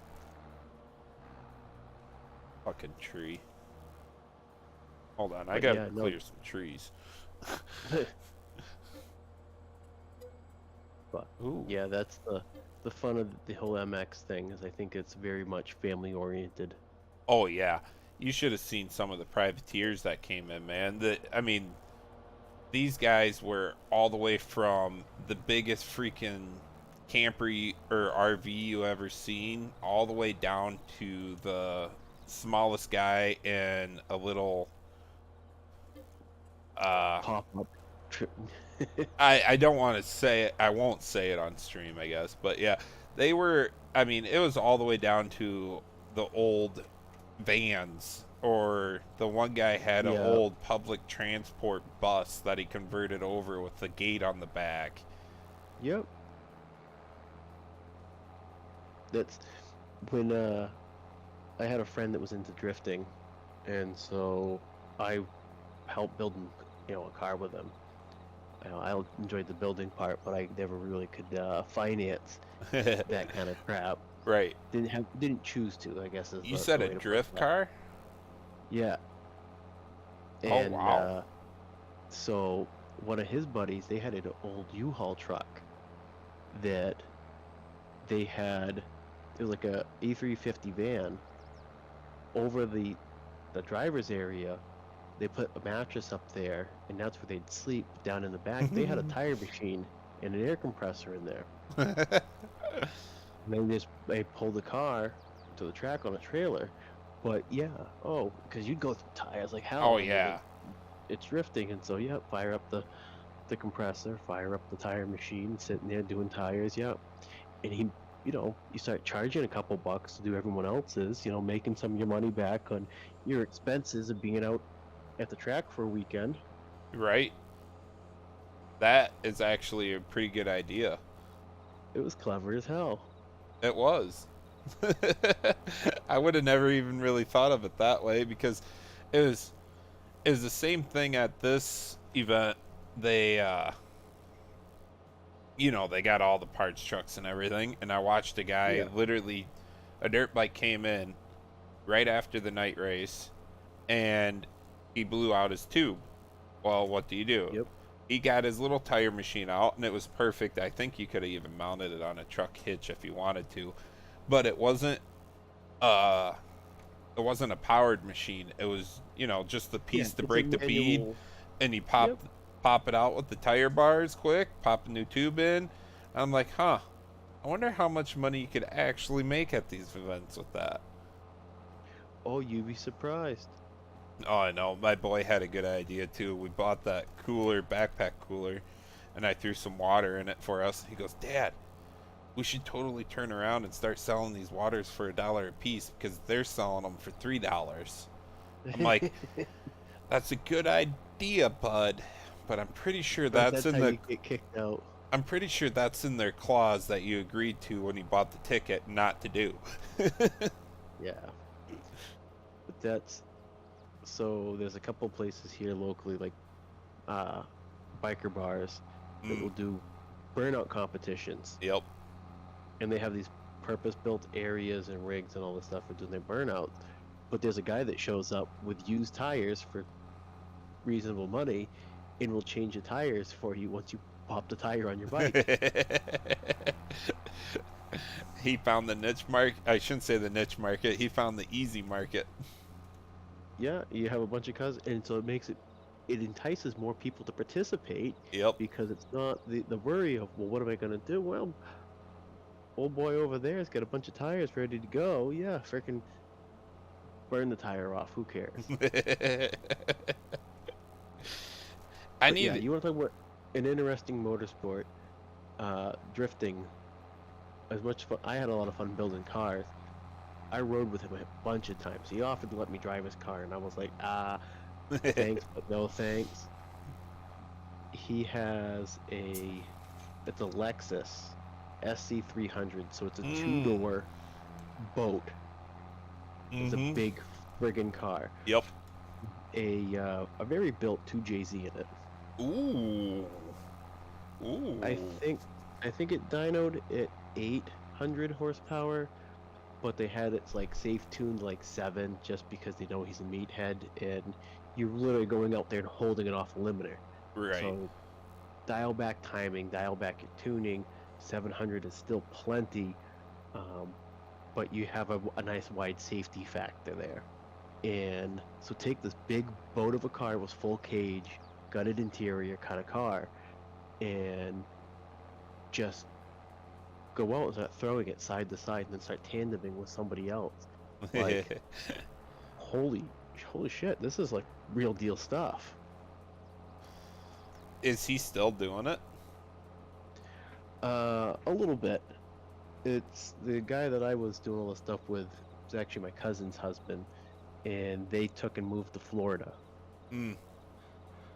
So yeah, when I got roped into going to Tampa last August, he lives next town over, and he came and picked me up from the hotel. We went out one night. I went over to his house, and I'm looking at the car. So right before he left, he painted it. Mm-hmm. And we were going through, we did a bunch of body stuff, like body mods to the car, and it was just a lot of me and him standing there looking at it going, okay, well, what if we cut here? What if we do this? What if we do that? And he made it all happen.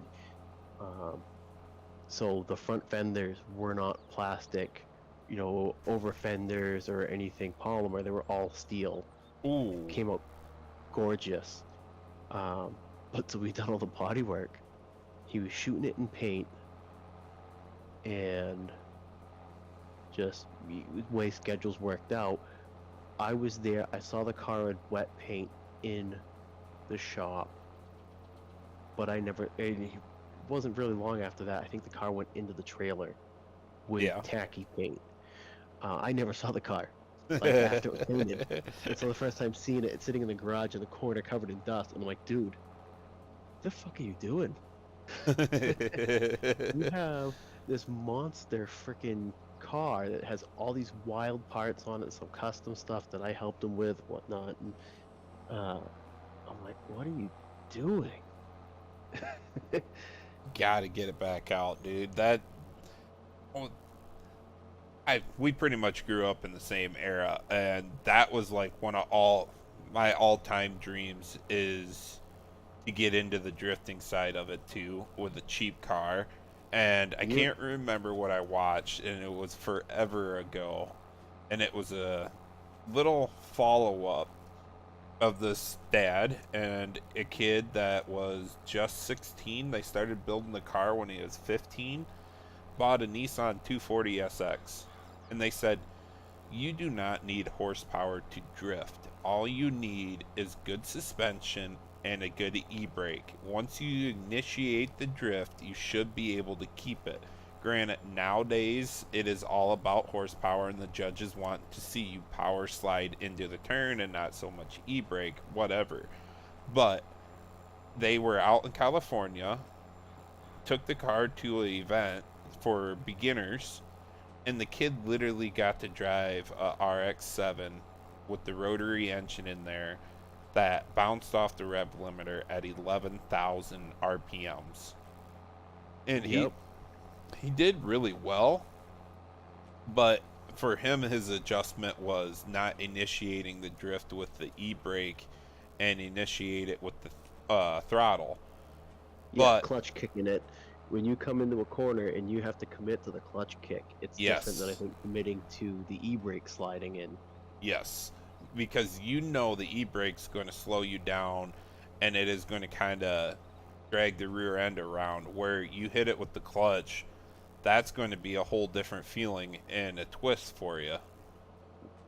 And I think just the nerve and the thinking about it, going in and grabbing an e-brake and being able to do it is different than the mechanics of doing a clutch kick, Mm, because you're coming in at speed, clutch in, throttle in, and then snap the clutch, and you're just hoping that everything is going to take the shock load. yep, An e-brake isn't shock loading anything.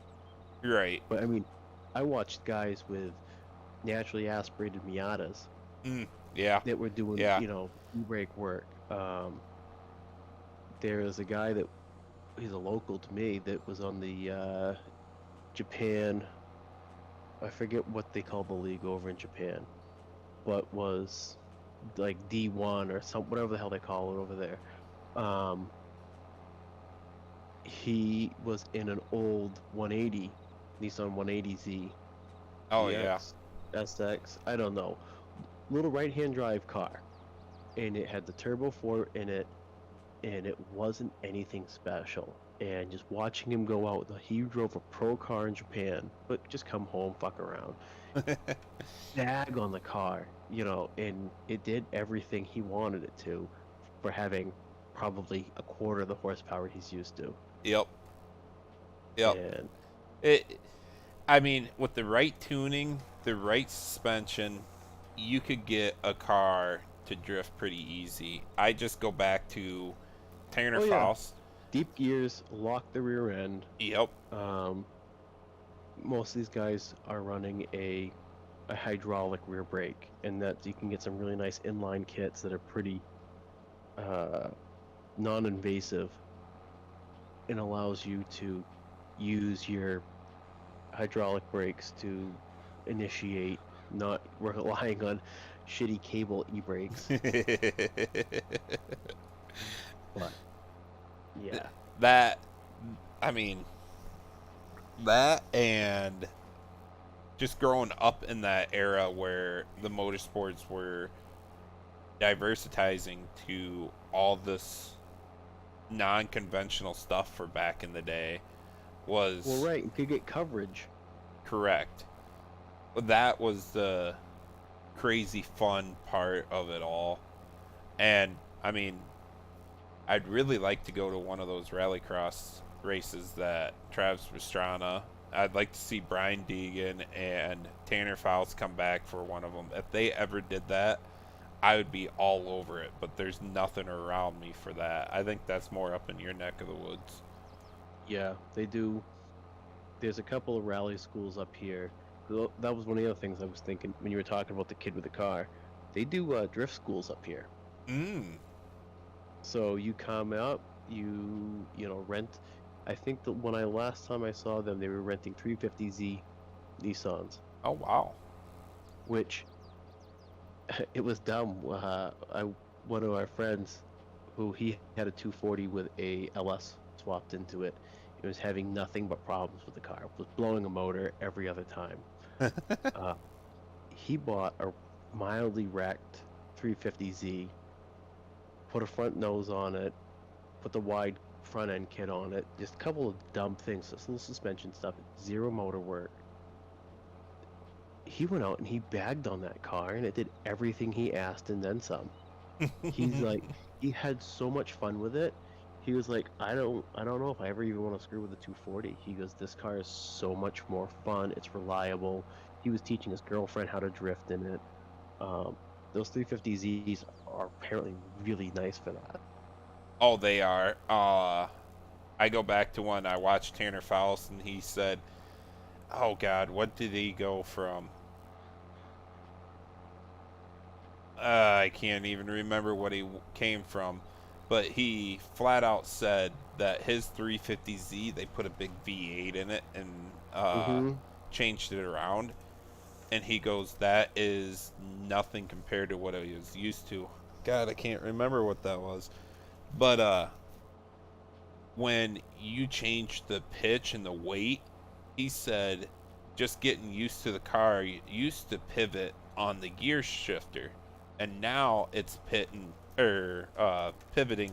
in the center of the motor up front. That was a huge change. But then again, the guy that took the 2000 and has it been that long? 2010 Ford Mustang. All they did was literally gut the car and throw a roll cage in it and took it out to the pro drift circuit and won. Like, he hardly did anything to it besides a little bit of suspension and tuning wise, and was just able to rip it around. There's Yeah. there's I mean, not it's just about consistency, and consistent is fast. right. And if I you mean, get we're to riding know, the Razor's Edge the entire time with a fast car. One mistake takes you out of the top three, like that. oh yeah, oh yeah, it's just it comes down to not so much about what's in your motor and what's going to get you to win, but about what knowledge do you have and how can you drive a car that doesn't take much at all. But I'm going to close down my stream here quick, Mark. Yep. Well, ladies, I appreciate you stopping by and hanging out. Appreciate Mark stopping by, chit chatting, good conversations, and we'll see you guys